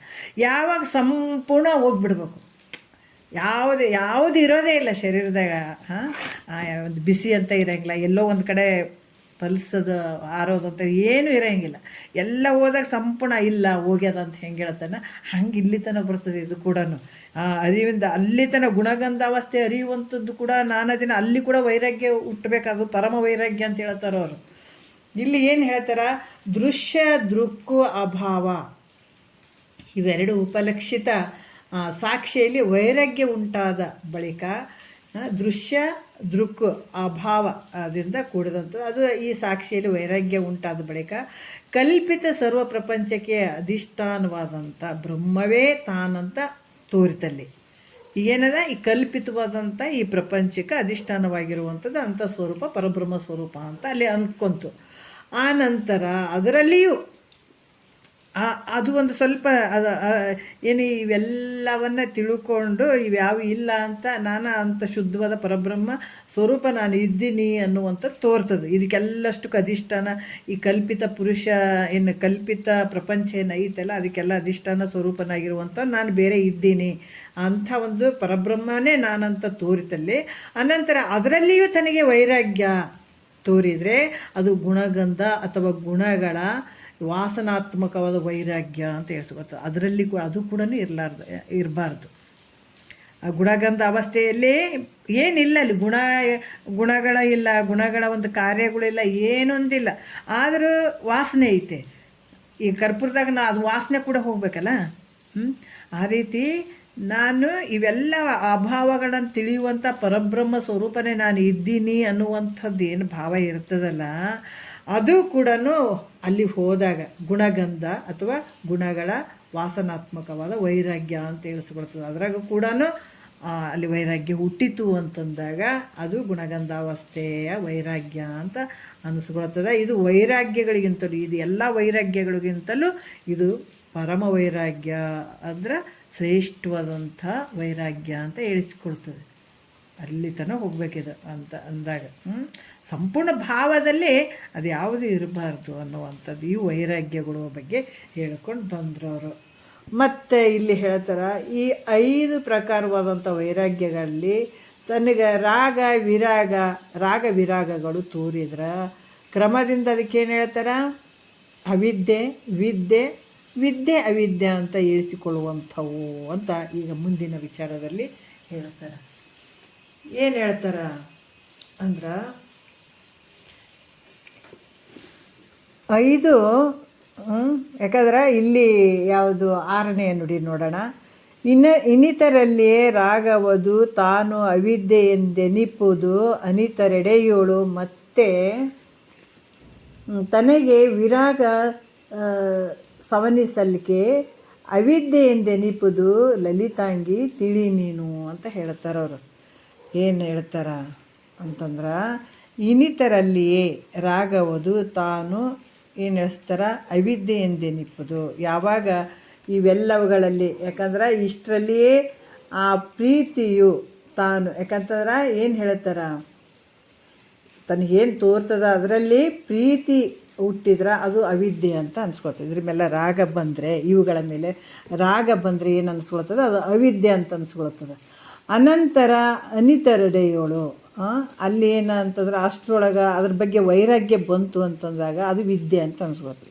ಇವುಗಳ ಮೇಲೆ ರಾಗ ಬಂತು ಅಂತಂದಾಗ ಏನು ಇಷ್ಟು ಹೇಳಿದ್ರಲ್ಲ ಅವುಗಳ ಮೇಲೆ ಭಾವದಲ್ಲಿ ರಾಗ ಬಂತು ಅಂದ್ರೆ ಅದು ಅವಿದ್ಯೆ ಅಂತ ಅನ್ಸ್ಕೊಳ್ತದೆ. ಈಗ ಇಷ್ಟು ಏನು ವೈರಾಗ್ಯಗಳು ಹೇಳಿದಾರಲ್ಲ ಅವುಗಳ ಮೇಲೆ ಅಷ್ಟರಲ್ಲಿಯೇ ಅದಕ್ಕೆ ಏನಾದರೂ ರಾಗ ಉತ್ಪನ್ನ ಆಯಿತು, ಪ್ರೀತಿ ಉತ್ಪನ್ನ ಆಯಿತು, ಮೋಹ ಉತ್ಪನ್ನ ಆಯ್ತು ಅಂದ್ರೆ ಅದು ಅವಿದ್ಯೆ ಅಂತ ಅನ್ಸ್ಕೊಳ್ತದೆ. ಮತ್ತು ಅನಿತರೆಡೆಯೋಳು ಅಲ್ಲಿ ಮತ್ತು ಏನಂತಂದ್ರೆ ವೈರಾಗ್ಯ ಏನಾದರೂ ಉತ್ಪನ್ನ ಆಯಿತು ಅಂತಂದ್ರೆ ಅದು ಏನು ಅನ್ಸ್ಕೊಳ್ತದೆ ಅಂತಂದ್ರೆ ವಿದ್ಯೆ ಅಂತ ಅನ್ಸ್ಕೊಳ್ತದೆ. ಈ ರೀತಿಯಾಗಿ ರಾಗ ವಿರಾಗ ತನಗೆ ಇಲ್ಲಿ ಉತ್ಪನ್ನ ಆಗಿರುವಂಥದ್ದು. ಮತ್ತು ಇಲ್ಲಿ ಕೂಡ ಹೇಳ್ತಾರೆ, ಯಾವಾಗ ತನಗೆ ಇಲ್ಲಿ ವಿದ್ಯೆ ಅಂತ ಹೇಳಿಸಿಕೊಳ್ಳುವುದು ತಿಳಿ ನೀನು ನಿಜದಲ್ಲಿ ಅಂತ ಹೇಳ್ತಾರೆ. 1 ಸೆಕೆಂಡು, ಮಳೆ ಬರಕತ್ತದ, ಕರೆಂಟ್ ಹೋಗ್ಯಾವ, ಸ್ವಲ್ಪ ಕಿಟಕಿ ತೆಗಿತೀನಿ ನಿಮ್ಗೆ.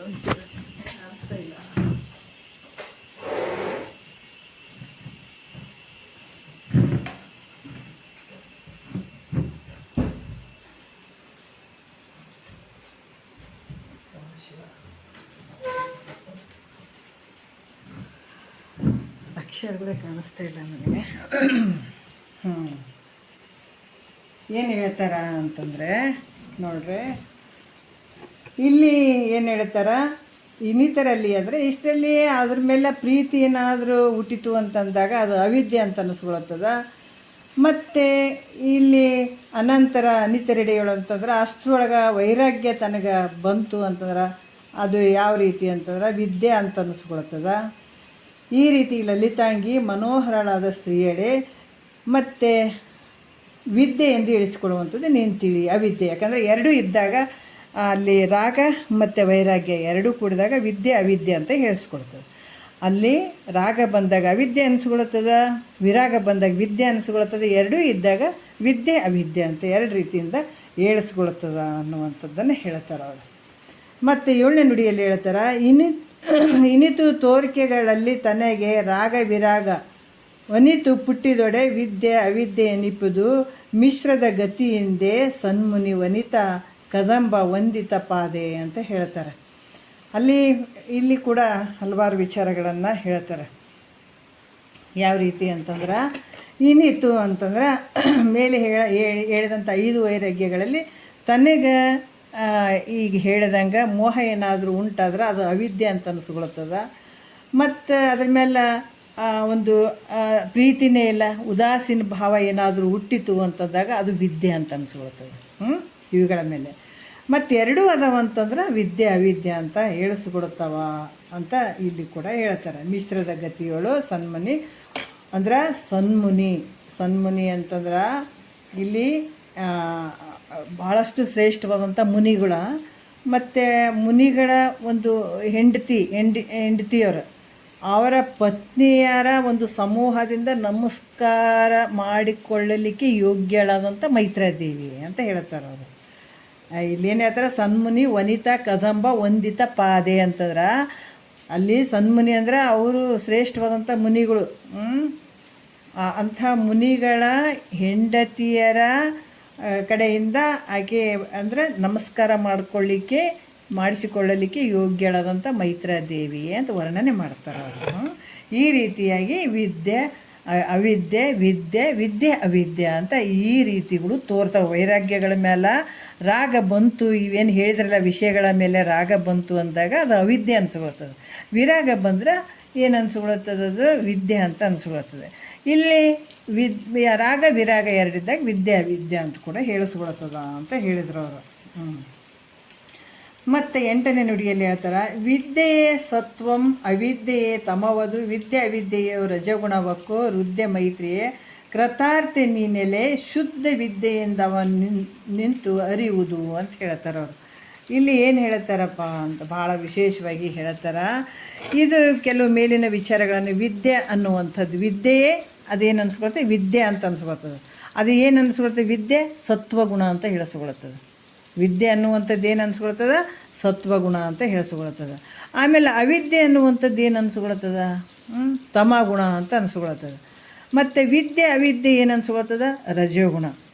ಇವೆಲ್ಲ 3 ಗುಣಗಳಿಂದ ಏನು ಇಷ್ಟೆಲ್ಲ ವ್ಯವಹಾರಗಳು ನಡೆದಾವ, ಈ 3 ಗುಣಗಳಿಂದಲೇ ಕಟ್ಟಲ್ಪಟ್ಟಿರುವಂಥದ್ದು. ಅದಕ್ಕೆ ಈ ರೀತಿಯಾಗಿ ವೃದ್ಧೆ ಮನೋಹರವಾದಂಥ ಮೈತ್ರಾದೇವಿಯೇ ನೀ ಧನ್ಯ. ಅದಕ್ಕೆ ಮೇಲಿನ ಪದ್ಯದಲ್ಲಿ ಕೂಡ ಕೆಲವು ವಿದ್ಯೆ ಅವಿದ್ಯೆ ಎಂಬುಗಳ ಕ್ರಮದಿಂದ ಏನಂದ್ರೆ ಸತ್ವಗುಣ, ವಿದ್ಯೆ ಸತ್ವಗುಣ ಅಂತ ಹೇಳಿಸ್ಕೊಡುತ್ತದೆ. ಈ 3 ಗುಣಗಳಲ್ಲೇ ನಡೀತದೆ ನೋಡ್ರಿ. ಯಾಕಂದರೆ ವಿದ್ಯೆ ಸತ್ವಗುಣ, ಅವಿದ್ಯೆ ತಮೋಗುಣ, ವಿದ್ಯೆ ರಜೋಗುಣ. ಈ ಕ್ರಮದಿಂದ 3 ಗುಣಗಳಂತ ಹೇಳಲಿಕ್ಕೆ ಸಾಧ್ಯ ಅದ ಅಂತ ಹೇಳ್ತಾರೆ. ಈ 3 ಗುಣಗಳಿಂದನೇ ಇವೆಲ್ಲವೂ ಸೇರಿದವ ಅಂತ ಹೇಳ್ತಾರೆ. ಮತ್ತು ಈಗ ಯಾವುದು ಅಂತಂದ್ರೆ 9ನೇ ನುಡಿಯಲ್ಲಿ ಹೇಳ್ತಾರೆ, ಮೇಲಿನ 3 ಪದ್ಯಗಳಿಂದ 5 ವೈರಾಗ್ಯಗಳು, ಅವು 5 ವೈರಾಗ್ಯಗಳು ಅದಾವ ಅಂತಂದರೂ ಕೂಡ ಇವು ಗುಣಗಳ ರೂಪನೇ ಅದಾವ. ಅದಕ್ಕೆ ಈ ಜಗತ್ತಿನೊಳಗೆ ಇದು ಹೆಂಗದಂದ್ರೆ ಭಾಳ ವಿಚಿತ್ರ ಐತಿ. 3 ಗುಣಗಳೇ ಇಷ್ಟೆಲ್ಲ ಕೆಲಸ ಮಾಡ್ತಾ ಇರುವಂಥದ್ದು ಜಗತ್ತಿನೊಳಗೆ. ಅದಕ್ಕೆ ಪ್ರಕೃತಿ 3 ಗುಣಗಳನ್ನು ಗರ್ಭೀಕರಿಸ್ಕೊಂಡಿರುವಂಥದ್ದು ಪ್ರಕೃತಿ. ಅಲ್ಲಿ ಮುಂದೆ ಆದಂಥದ್ದು ಈ 3 ಗುಣಗಳಿಂದನೇ ನಡೀತದೆ. ಇಲ್ಲಿ ತ್ರಿಪುಟಿ ಅಂತ ಹೇಳ್ತಾರಲ್ಲ, ಮಹತ್ ಅನ್ನುವಂಥದ್ದು ಕೂಡ ಇಲ್ಲಿ ಸತ್ವ ರಜೋ ತಮ 3 ಅಹಂಕಾರಗಳನ್ನು ಗರ್ಭೀಕರಿಸ್ಕೊಂಡಿರ್ತದೆ. ಮಹತ್ತು ವೈಕಾರಿಕ ಅಹಂಕಾರ, ಭೂತಾದಿ ಅಹಂಕಾರ ಮತ್ತು ತೈಜಸ್ ಅಹಂಕಾರ ಅಂತ ಬರ್ತದಲ್ಲಿ. ಇವು 3ರಿಂದ ಮುಂದೆ ಆಗುವಂಥವು. ಅದಕ್ಕೆ ಇವು 5 ವೈರಾಗ್ಯಗಳೇನದಾವ ಈ 3 ಗುಣಗಳಿಂದ 3 ಗುಣಗಳ ಸ್ವರೂಪನೇ ಆಗಿರುವಂಥದ್ದು. ಈಗ ಹೇಳಿ, ಈ 3 ಗುಣಮಯಗಳಾದಂಥ 5 ವೈರಾಗ್ಯಗಳನ್ನು ಅರಿಯುವುದರಿಂದ ನೀನು ಇವು 3 ಗುಣಗಳನ್ನು ಕೂಡ್ಕೊಂಡಿರುವಂಥ 5 ವೈರಾಗ್ಯಗಳನ್ನು ಅರಿಯುವಂಥವನು ನೀನೇ ಇದೆ. 5 ಗುಣಗಳನ್ನು ಹೇಳಿದರು, 5 ವೈರಾಗ್ಯಗಳ ಬಗ್ಗೆ ಹೇಳಿದರು. ಇವೆಲ್ಲ ಅರಿಯುವಂಥವು ನೀನು ಹೆಂಗಿದೆ? ಈ 3 ಗುಣಗಳಿಗೆ ಒಳಗಾಗದೇ ಇರುವಂಥದ್ದು ನೀನು ನಿರ್ಗುಣವಾಗಿದೆ. ಅದಕ್ಕೆ ಈ ಗುಣಗಳು ನಮಗೆ ಅದಾವಲ್ಲ, ಇದನ್ನು ಹಿಡ್ಕೊಂಡು ನಾವು ದಾಟಬೇಕಾಗ್ಯದ. ಈಗ ಎಲ್ಲಿಗೆ ದಾಟಬೇಕಾಗ್ಯದ? ನಿರ್ಗುಣವನ್ನು ತಿಳ್ಕೊಳ್ಬೇಕಾಗ್ಯದ, ನಿರ್ಗುಣಕ್ಕೆ ಹೋಗ್ಬೇಕಾಗ್ಯದ ಇಲ್ಲಿ. ಅದಕ್ಕೆ ನಿನ್ನ ಸ್ವರೂಪ ಹೆಂಗದ? ಯಾವ ಗುಣಗಳಿಗೆ ನಿಲುಕದೇ ಇರುವಂಥದ್ದು, ಯಾವ ಗುಣಗಳು ಇಲ್ಲಲ್ಲಿ, ಯಾವುದು ಬೆರೆಸದೇ ಇರುವಂಥದ್ದು ಐತಲ್ಲ ಅಂಥ ನಿರ್ಗುಣ ಸ್ವರೂಪ ನಿಂದು. ಅದರಿಂದ ನೀನು ಹೆಂಗಿದೆ? ಸತ್ಯ ಇರುವಂಥವ್ನು, ಯಾವುದು ಬೆರಿಕೆ ಇಲ್ಲ, ಶುದ್ಧವಾದಂಥ ವಿದ್ಯೆಯಿಂದ ಕೂಡಿದಂಥವನ್ನೇನು ಸತ್ಯ. ಇವೆಲ್ಲ ಏನದಾವ? ವೈರಾಗ್ಯಗಳೇನಂತ ಹೇಳಿದ್ರಲ್ಲ, ಇವೆಲ್ಲ ಸತ್ಯ ಅದಾವೇನಂದ್ರೆ ಮಿಥ್ಯೆ ಅದಾವ. ಎಲ್ಲಿ ತನಕ ಬಂದಿದ್ದಾರೆ ಅವರು ಗುಣಗಂಧ ಅವಸ್ಥೆಯಲ್ಲಿ, ಅಲ್ಲಿ ಕೂಡ ವೈರಾಗ್ಯ ಹುಟ್ಟಬೇಕಾದಂಥದ್ದಂತ ಹೇಳಿದ್ದಾರೆ ಅವರು. ಅವೆಲ್ಲ ಹೆಂಗದಾವಂದ್ರೆ ಮಿಥ್ಯೆ ಅದಾವ. ನೀನು ಮಾತ್ರ ಸತ್ಯ ಇದೆ ನೋಡು, ನಿನಗಿದ್ರಾಗ ಏನಿಲ್ಲ, ಯಾವ ಗುಣಗಳು ಬೆರಿಕೆ ಇಲ್ಲ ನಿನಗೆ.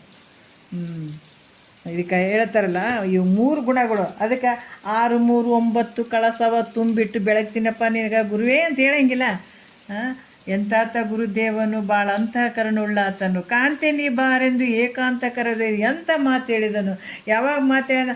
6, 3 ಕಳಸವ ತುಂಬಿಟ್ಟು ಶರಣರಿಗೆ ಬೆಳೆಗಂದನು ಅಂತ ಹೇಳ್ತಾರೆ. ಅದ್ರಾಗ ನುಡಿಗಳು ಬರ್ತಾವೆ. 6, 3, 9 ಅಂತಂದ್ರೆ ಯಾವ? 6 ಅರಿಷಡ್ ವರ್ಗಗಳು, 3 ಗುಣಗಳು. ಇವನನ್ನು ತೂರ್ಬೇಕಾಗ್ಯದಿಲ್ಲಿ. ಇವೆಲ್ಲ ಹೆಂಗದಾವಂದ್ರೆ ಭತ್ತಕ್ಕೆ ಒಟ್ಟಿದ್ದಂಗೆ ಒಟ್ಟು. ಯಾಕಂದ್ರೆ ನಾವು ಭತ್ತ ಮಾಡ್ಕೊಂಡು ತಿನ್ನೋಕೆ ಯೋಗ್ಯ ಅದೇನದು. ಯಾವುದಾದ್ರೂ ತಂದ್ರೆ ನಾವು ಈ ಒಂದು ಭತ್ತವನ್ನು ತರ್ತೀವಿ, ಅದು ಬಿತ್ತಕ್ಕೆ ಯೋಗ್ಯ ಆಗಿರ್ತದಿಲ್ಲ. ಭತ್ತ ಒಟ್ಟು ಸಮೇತ ಇದ್ದಾಗ ಬಿತ್ತಕ್ಕೆ ಯೋಗ್ಯ ಆಗ್ತದೆ. ಅದ್ರಂಗ ಈ ಕಾಮ ಕ್ರೋಧಾದಿಗಳು ಇದ್ದಾಗ ಮತ್ತೆ ಹುಟ್ಟಿ ಬರೋಕ್ಕಾಗ್ತದೆ. ಯಾವಾಗ? ಅದಕ್ಕೆ ವಿಕೃತಿ ರೂಪ ವಿಶ್ವ ದೃಶ್ಯವೆಲ್ಲವನ್ನು ತೂರಿ ಪ್ರಕೃತಿ ಮಾಯಗಳನ್ನೇ ಮೀರಿ ಸುಕೃತಾದಿ ಕರ್ಮ ವಾಸನೆ ರಸವಾರಿ ಪ್ರಕಟ ಬಿಂದು ಶಿಖರವನೇರಿ ಅಂತ ಎಷ್ಟು ಅದ್ಭುತವಾಗಿ ಹೇಳ್ತಾರ. ಈಗ ಏನಾದ್ರೂ ನಾವು ಊಟ ಮಾಡಬೇಕಾದ್ರೂ ಕೂಡ ನಾವು ಲಕ್ಷ್ಯ ಇಟ್ಟು ನೋಡಿದಾಗ ನಾವು ತತ್ವವನ್ನು ಕಾಣ್ಬೋದಲ್ಲಿ. ಈಗ ಒಂದು ಅಕ್ಕಿ ತರ್ತೀವಿ, ಆ ಭತ್ತದ ಮೇಲಿದ್ದು ಒಟ್ಟು ತೆಗೆದು ಅನ್ನ ಮಾಡಿದಾಗ ಚೆನ್ನಾಗಿ ಊಟ ಮಾಡ್ತೀವಿ. ಭತ್ತವನ್ನು ಅದು ಇಟ್ಕೊಂಡು ಉಂಡ್ರದು ಯೋಗ್ಯ ಆಗ್ತದೆ ಅನ್ನೋದು ಎಷ್ಟು ತೊಂದರೆ ಆಗ್ತದೆ ನಮಗೆ. ಹಂಗೇನಾದ್ರೂ ಮಾಡ್ತೀವೇನೋ ಅಂಥದ್ದೇ ಮಾಡೋಂಗಿಲ್ಲ. ಅದನ್ನೆಲ್ಲ ಕುಟ್ಟಿ ಮಾಡಿ ಅದನ್ನು ಒಟ್ಟನ್ನು ಬಿಸಾಕಿ ಬರೀ ಅಕ್ಕಿಯನ್ನು ಮಾತ್ರ ಸ್ವೀಕಾರ ಮಾಡ್ತೀವಿ. ಅದ್ರಂಗ ನಾವು ಮತ್ತೆ ಹುಟ್ಟಿ ಬರೋದಕ್ಕೆ ಈ ಜನನ ಮರಣಕ್ಕೆ ಗುರಿ ಆಗ್ಬೇಕಾದ್ರೆ ಇವೆಲ್ಲ ಮೋಹ ಅರಿಷಡ್ ವರ್ಗಗಳು, ಇವೆಲ್ಲ ಏನು ಅವಿದ್ಯೆ, ಇವೆಲ್ಲ ಏನು ಅದಾವ? ಈ 3 ಗುಣಗಳು ಇವೆಲ್ಲ ಒಟ್ಟಿದ್ದಂಗೆ. ಈ ಒಟ್ಟು ನಾವು ತೆಗಿಲಿಲ್ಲ ಅಂತಂದ್ರೆ ಮತ್ತು ಪುನರಪಿ ಜನನಂ ಪುನರಪಿ ಮರಣಂ, ಹುಟ್ಟೋದು ಸಾಯೋದು ಹುಟ್ಟೋದು ಸಾಯೋದು. ಹೆಂಗೆ ದನಗಳು ನೋಡ್ರಿ, ಬೇರೆ ಬೇರೆ ಕಡೆ ದನಗಳಿಗೆ ಈ ಬಂಡಿಗಳದಾಗ ಈ ಭಾಳಷ್ಟು ಹಳ್ಳಿಗಳ್ದಾಗ ಕಾಳು ಕಡಿ ಎಲ್ಲ ಬಂಡ್ಯಾಗ ತುಂಬ್ಕೊಂಡು ಒರೆಸ್ಕೊಂತ ಹೋಗ್ತಾರೆ. ಹೌದಲ್ಲ? ಎಷ್ಟು ಕಷ್ಟ ಆಗಿರ್ತದೆ ಅವಕ್ಕೆ ಗೊತ್ತು. ನಾವು ನೋಡ್ತೀವಿ, ಪಾಪ ಮೂಗು ಪ್ರಾಣಿಗಳು ಅಂತ. ನಿನಗೂ ಒಂದು ಪಾಳಿಗೆ ಬರ್ತದೆ, ಹಂಗೆ ಒತ್ಕೊಂಡು ಬಂದವನ್ನ ನೀನು. ಹಂಗೆಲ್ಲ ಕಷ್ಟಪಟ್ಟು ಬಂದವರೇ ನಾವೆಲ್ಲರೂ, ಹಂಗೆ ಬಂದವರೇ. ಅದಕ್ಕೆ ಅಲ್ಲಿ ಅಷ್ಟೆಲ್ಲ ಕಷ್ಟಪಟ್ಟು ಯಾವ ರೀತಿ ಅದು ಒತ್ಕೊಂಡು ತಿರುಗಾಡ್ತದೆ ಅದ್ರದ್ದು ಅದಕ್ಕೆ ಗೊತ್ತದಲ್ಲ. ಅದ್ರಂಗ ಈ ಶರೀರ ಅನ್ನುವಂಥದ್ದು ಶರೀರದೊಳಗಡೆ ಇಷ್ಟೆಲ್ಲ ಅದಾವ ಈ ಗುಣಗಳು, ಇಂಥ ಒಂದು ಇವೆಲ್ಲ ಏನದ ಒಟ್ಟಿದ್ದಂಗೆ ಇವೆಲ್ಲ ಅದಾವ. ಇಂಥ ಶರೀರವನ್ನು ಒತ್ಕೊಂಡು ತಿರುಗಾಡೋದು ಮಾಡಿದ್ರೆ ಇದು ಒಂದು ಬಂಡಿ ಇದ್ದಂಗೆ. ಶರೀರ ಅನ್ನುವಂಥದ್ದು ಒಂದು ಬಂಡಿ ಇದು. ಈ ಬಂಡಿನ ಮತ್ತು ಒತ್ಕೊಂಡು ತಿರುಗಾಡ್ತೀವಿಲ್ಲ, ಇದರ ಹೊಟ್ಟೆಗೆ ಎಷ್ಟು ಅದಾವ. ಎಲ್ಲ ಸೂಕ್ಷ್ಮ ಶರೀರದಲ್ಲೂ ಕಾಮ ಕ್ರೋಧಾದಿಗಳು ಅವು ಕಷ್ಟ ಅದಾವ. ಹೊಟ್ಟೆಯಲ್ಲಿರುವಂಥ ಈ ರಕ್ತ ಮಾಂಸ ಇವೆಲ್ಲವೂ ಅದಾವ. ಇವೆಲ್ಲ ಒತ್ಕೊಂಡು ತಿರುಗಾಡಬೇಕಂದ್ರೆ ಬಂಡಿ ಆ ಎತ್ತುಗಳಿಗೆ ನೋಡ್ಬಿಟ್ಟು ಏನು ಒತ್ಕೊಂಡು ತಿರುಗಾಡತ್ತವಪ್ಪ ಅಂತೀವಿ. ಅದ್ರಾಗ ನಾವು ಒತ್ಕೊಂಡು ತಿರುಗಾಡಕತ್ತೀವಿ, ನಮಗೆ ಅರಿವಿಗಿಲ್ಲ. ನಮ್ಮ ದುಃಖ ನಮಗೆ ಗೊತ್ತಿಲ್ಲ. ಅದು ಎಷ್ಟು ಕಷ್ಟ ಅದ ಇದು. ಈ ಬಂಡಿನ ಶರೀರ ಅನ್ನುವಂಥ ಬಂಡಿಯನ್ನು ಒತ್ಕೊಂಡು ತಿರುಗಾಡೋದನ್ನು ಸುಮ್ಮನೆ ಐತಾನೆ ಇದು. ಎಳ್ಕೊತ ತಿರುಗಾಡೋದು. ಅದಕ್ಕೆ ಅವು ಎಲ್ಲ ಸಂಪೂರ್ಣ ಹೋಗ್ಬೇಕಂದ್ರೆ ಏನಾಗ್ತದೆ, ಒಂದನ್ನು ತೆಗೆದು ಹಾಕುವಂಥದ್ದು. ಅದಕ್ಕೆ ವಿಕೃತಿ ರೂಪ ಅಂತ ಹೇಳ್ಯಾರ. ವಿಕೃತಿ ರೂಪ ವಿಶ್ವ ತೃಷವೆಲ್ಲವನ್ನು ತೂರಿ. ಏನು ಪ್ರಕೃತಿಯಲ್ಲಿ ಏನು ವಿಕೃತಿ ರೂಪವಾದಂಥದ್ದು, ಪ್ರಕೃತಿ ವಿಕೃತ ಆಗುವಂಥದ್ದು, ವಿಕೃತಿ ರೂಪ ವಿಶ್ವ ತೃಷೆ ಅಂತ ಹೇಳ್ತಾರೆ. ಈ ವಿಶ್ವ ಏನು ಕಾಣ್ತದೆ, ಇದೆಲ್ಲ ಜಗತ್ತೇನು ಕಾಣ್ತದ, ಅದು ತೃಷೆ ಅಂದರೆ ಒಟ್ಟಿದ್ದಂಗೆ. ಅದು ಎಲ್ಲವನ್ನ ತೂರಿ ಬಿಡೋದು, ರಾಶಿ ಮಾಡಿಬಿಡೋದು. ಈಗ ಗುರು ಮುಖಾಂತರ ಏನು ಮಾಡೋದು, ಇದು ಇವೆಲ್ಲವನ್ನು ರಾಶಿ ಮಾಡ್ಕೊಳ್ಬೇಕಾಗ್ಯದ. ಈಗ ನಾವು ವಿಶ್ವ ತೃಷವೆಲ್ಲವನ್ನು ತೂರಿ ಪ್ರಕೃತಿ ಏನಿದು ಪ್ರಕೃತಿ ಅದಲ್ಲ, ಪ್ರಕೃತಿ ಮಾಯ ಅನ್ನುವಂಥದ್ದು ಇವೆಲ್ಲವನ್ನು ಮೀರಿ, ಪ್ರಕೃತಿ ಮಾಯಗಳನ್ನೇ ಮೀರಿ ಸುಕೃತಾದಿ ಕರ್ಮ ವಾಸನೆ ರಸವಾರಿ. ಪಾಪ ಪುಣ್ಯ ಅನ್ನುವಂಥ ರಸ ಏನು ನಾವು ಜಗತ್ತಿನೊಳಗೆ ಜೀವನ ಮಾಡಾಕತ್ತೀವಿ, ಯಾವುದು ರಸ ಐತ್ರಿ ಇಲ್ಲಿ? ಗಿಡಕ್ಕೆ ಏನಾದರೂ ಭೂಮಿ ಒಳಗೆ ಒಂದು ಗಿಡ ಐತೆ ಅಂದ್ರೆ ಅದಕ್ಕೊಂದು ರಸ ಐತೆ. ಅದರಿಂದ ಏನಾಗ್ತದೆ, ಕೊಂಬೆಗಳಾಗ್ತಾವ, ಎಲೆಗಳಾಗ್ತಾವ, ಹಣ್ಣುಗಳಾಗ್ತಾವ, ಹೂಗಳಾಗ್ತಾವ, ಎಲ್ಲ ನಾನಾ ರೀತಿಯಿಂದ ಆಗ್ತಾವ. ಅದಕ್ಕೊಂದು ರಸ ಐತಪ್ಪ ಅಂತ ಒಂದೇ ಏಕರಸವಾಗಿರುವಂಥದ್ದು ಎಲ್ಲ ಕಡೆ ಅದು ಕಳಿಸ್ತದೆ ಎಲ್ಲ ಕಡೆ. ಅದೇ ರೀತಿ ಕೂಡ ನಿನಗೂ ಕೂಡ ಒಂದು ಐತೆ. ಅದಕ್ಕೆ ಜಗತ್ತಿನೊಳಗೆ ಏನೈತೆ ಅಂದ್ರೆ ಈ ಒಂದು ಪಾಪ ಪುಣ್ಯದ ಒಂದು ರಸದಿಂದ ಈ ಜಗತ್ತಿನಲ್ಲಿ ವ್ಯವಹಾರ ನಡೆದದ. ಇದಕ್ಕೆ ರಸ ಯಾವುದು ಅಂದರೆ ಪಾಪ ಪುಣ್ಯ ಅನ್ನುವಂಥದ್ದು ರಸ. ಈ ಒಂದು ಇಂದಿನ ಒಂದು ಪ್ರಾರಬ್ಧ ರೂಪವಾದಂಥದ್ದೇನು ಬಂದದ, ಈ ಪಾಪ ಪುಣ್ಯವನ್ನು ಅನುಭವಿಸ್ಲಿಕ್ಕೆ ಬಂದಂಥದ್ದು. ಆ ಪಾಪ ಪುಣ್ಯದ ಮೇಲೆ ಇದೆಲ್ಲ ವ್ಯವಹಾರ ನಡೆದಂಥದ್ದು. ಅದಕ್ಕೆ ಈ ಪಾಪ ಪುಣ್ಯ ಕೂಡ ರಸವಾರಿ ಹೋಗ್ಬಿಡ್ತದೆ ನೋಡ್ರಿ, ಯಾವುದು ಉಳಿಯಂಗಿಲ್ಲ ಅಲ್ಲಿ. ಪ್ರಕಟ ಬಿಂದು ಶಿಖರವನ್ನೇರಿ. ಏನು ಪ್ರಕಟ ಬಿಂದು ಏನಾಗಿದೆ, ಈ ಮಾಯ ಅನ್ನುವಂಥದ್ದು ಏನು ತೋರ್ತದ ಅದನ್ನೆಲ್ಲವನ್ನು ದಾಟಿ ಮೇಲೆ ಹೋಗ್ಬಿಡೋದು ನೋಡ್ರಿ. ಅಷ್ಟು ಒಂದು ಭಾಳ ಶ್ರೇಷ್ಠ. ಅದಕ್ಕೆ ವಿಕೃತಿ ರೂಪ ವಿಶ್ವ ತೃಷವೆಲ್ಲವನ್ನು ತೂರಿ ಪ್ರಕೃತಿ ಮಾಯಗಳನ್ನೇ ಮೀರಿ ಸುಕೃತಾದಿ ಕರ್ಮ ವಾಸನೆ ರಸವಾರಿ ಪ್ರಕಟ ಬಿಂದು ಶಿಖರವನ್ನೇರಿ. ಎಷ್ಟು ಅದ್ಭುತವಾಗಿ ಹೇಳ್ತಾರೆ. ಅದಕ್ಕೆ ಈ ರೀತಿಯಾಗಿ ಹೋಗ್ಬೇಕಾದಂಥದ್ದು. ಇಲ್ಲಿ ಕೂಡ ಹೇಳ್ತಾರೆ ವಿದ್ಯೆ ಅವಿದ್ಯೆಗಳೊಡನೆ ಕೂಡದೆ. ಇಲ್ಲಿ ಇದರಲ್ಲಿ ಹೇಳ್ತಾರೆ. ಯಾಕಂತಾರೆ ಇಲ್ಲಿ ಏನು ಹೇಳ್ತಾರೆ, ಈ 5 ಏನದಾವ ವೈರಾಗ್ಯ ಸತ್ವಗುಣಗಳ ಸ್ವರೂಪ ಆಗಿದಾವಂತನ್ನುವಂಥದ್ದು ಹೇಳಿ 3 ಗುಣಗಳ ಆದಂಥ 5 ವೈರಾಗ್ಯಗಳನ್ನು ಅರಿಯುವುದರಿಂದ ತಾನು ಹೆಂಗದನ ನಿರ್ಗುಣವಾಗ್ಯದನ. ಅದಕ್ಕೆ ಈ ವಿಷಯಗಳು ಬಂದವು. ನಿನಗೆ ಯಾವುದು ಏನೊಂದು ಇಲ್ಲ ನೋಡಿ, ಯಾವ ಗುಣಗಳು ಇಲ್ಲ, ಗುಣಗಳನ್ನು ಮೀರಿದಂಥವನು ನೀನು. ಅದಕ್ಕೆ ನೀನು ಸತ್ಯ ಇದಿ, ಅವೆಲ್ಲವು ಹೆಂಗದಾವ, ಮಿಥ್ಯೆ ಅದಾವ, ಒಟ್ಟಿದ್ದಂಗೆ ಅದಾವ. ಈ ಗುರು ಮುಖಾಂತರ ತಿಳ್ಕೊಂಡು ಅವೆಲ್ಲವನ್ನು ತೂರಿ ಬಿಡೋದು. ಬರೀ ನಾವು ಚೊಕ್ಕ ಚಿನ್ನ ಬರೀ ಏನು ಬಿತ್ತಕ್ಕೆ ಬರದೇ ಇರುವಂಥ ಬೀಜಗಳು ನಾವು ಭತ್ತವನ್ನು ಮಾಡ್ಕೊಂಡು ತಿಂತೀವೆಲ್ಲ, ಕೆಲವೊಂದು ಒಟ್ಟುಗಳನ್ನು ತೆಗೆದು ಆ ರೀತಿ ಬೀಜ ಆಗುವಂಥದ್ದಿದು. ಇಲ್ಲಿ ಕೂಡ ಹೇಳ್ತಾರೆ. 9ನೇ ನುಡಿಯಲ್ಲಿ ಹೇಳ್ತಾರೆ, ನೋಡೋಣ ಒಂದು ಸ್ವಲ್ಪ. ಗುಣಕಾರ್ಯವೆಂಬ ತದ್ಗುಣಮಯವೆಂಬ ಮೇಣ್ಗುಣಗಂಧವೆಂಬೈದು ವಿರತಿಯೇ ಗುಣರೂಪೆನಿಸುವ ಈ ತ್ರಿವಿಧ ವಿಭಾಗೆ ನಿರ್ಗುಣನಾಗಿ ತನ್ನೊಳಿಂತಿವು ಮಿಥ್ಯ. ಅದನ್ನೇ ಹೇಳ್ತಾರೆ ಅವರು. ಈಗ 5 ವೈರಾಗ್ಯಗಳ ಬಗ್ಗೆ, ಇವು 5 ವೈರಾಗ್ಯಗಳೇನದಾವ ಅವು 3 ಗುಣಗಳಿಂದನೇ ಕೂಡಿದಂಥವು ಅಂತ ಹೇಳ್ತಾರೆ. ಅದಕ್ಕಾಗಿ ಅವುಗಳನ್ನು ಅರಿಯುವಂಥ ನೀನು ಹೆಂಗಿದಿ, ನಿರ್ಗುಣ ಸ್ವರೂಪನಾಗಿದ್ದಿ, ಇವೆಲ್ಲವನ್ನು ಅರಿತಿದ್ದಿ. ಅವು ತನ್ನಿಂದ ಅರಿಸಿಕೊಳ್ಳೋದ್ರಿಂದ ಅವೆಲ್ಲವು ಹೆಂಗದಾವ, ಮಿಥ್ಯೆ ಆಗಿದಾವ. ಅವೆಲ್ಲಷ್ಟು ನೀನೇ ಅರಿತಿದ್ದಿ. ಆದರೆ ಅರಿಯುವಂಥವನ್ನ ನೀನು, ಇವೆಲ್ಲವನ್ನು ಅರಿಯುವಂಥವು ನೀನು ಇದೆಲ್ಲ ನೀನು ಭಿನ್ನವಾಗಿದ್ದಿ. ಅದಕ್ಕೆ ಅರಿಸಿಕೊಳ್ಳುವಂಥ ಇವೆಲ್ಲ ಏನದಾವ ಅವೆಲ್ಲಷ್ಟು ಮಿಥ್ಯೆ ಅದಾವ. ಅಲ್ಲಿ ತನಕ ಬರ್ಬೇಕು ನೋಡ್ರಿ. ಮತ್ತು ತಾನು ಹೆಂಗಿದೆ, ನೀನು ಹೆಂಗಿದೆ, ನಿನ್ನ ಸ್ವರೂಪ ಹೆಂಗೈತೆ, ಯಾವಾಗಲಿರುವಂಥದ್ದು ಸತ್ಯವಾಗಿರುವಂಥದ್ದು. ಯಾವುದು ದೃಶ್ಯವೋ ಅದು ಮಿಥ್ಯೆ ಐತೆ, ಯಾವುದು ದೃಕ್ಕೋ ಅದು ಸತ್ಯ ಅಂತ ಹೇಳುವಂಥದ್ದು ಅಂತ ಹೇಳ್ತಾರೆ ಅವರು. ನಿರ್ಗುಣ ಸ್ವರೂಪನ ತಾನು ಗುಣಮಯವಾದ ಬುದ್ಧಿ ವೃತ್ತಿಯಿಂದ ತಿಳಿಸಿಕೊಳ್ಳುವುದರಿಂದ ತನಗೂ ಅನಿತ್ಯತ್ವ ಬರ್ತದಂಥ ಶಂಕೆಯನ್ನು ಮಾಡಿದರೆ, ಇಲ್ಲಿ ಕೂಡ ಹೇಳ್ತಾರ ನಿನ್ನ ಸ್ವರೂಪ ಹೆಂಗೈತೆ, ನಿರ್ಗುಣ ರೂಪದಿಂದ ಕೂಡ್ಯದ. ಮತ್ತು ನಿರ್ಗುಣ ಸ್ವರೂಪನಾದ ತಾನು ಗುಣಮಯವಾದ ಬುದ್ಧಿ ವೃತ್ತಿಯಿಂದ ತಿಳಿದುಕೊಳ್ಳುವುದರಿಂದ, ಇದನ್ನೇನಾಗ್ಯದ, ನೀನು ನಿರ್ಗುಣ ಸ್ವರೂಪ ನೀನಿದೆ, ಆದರೆ ಇವನ್ನ ತಿಳ್ಕೊಳ್ಬೇಕಾದ್ರೆ ಗುಣಮಯವಾದಂಥ ಬುದ್ಧಿಯಿಂದನೇ ಇವನ್ನೆಲ್ಲ ನೀನು ಬುದ್ಧಿ ವೃತ್ತಿಯಿಂದ ತಿಳಿಸ್ಕೊಳ್ತಿದ್ದಿ.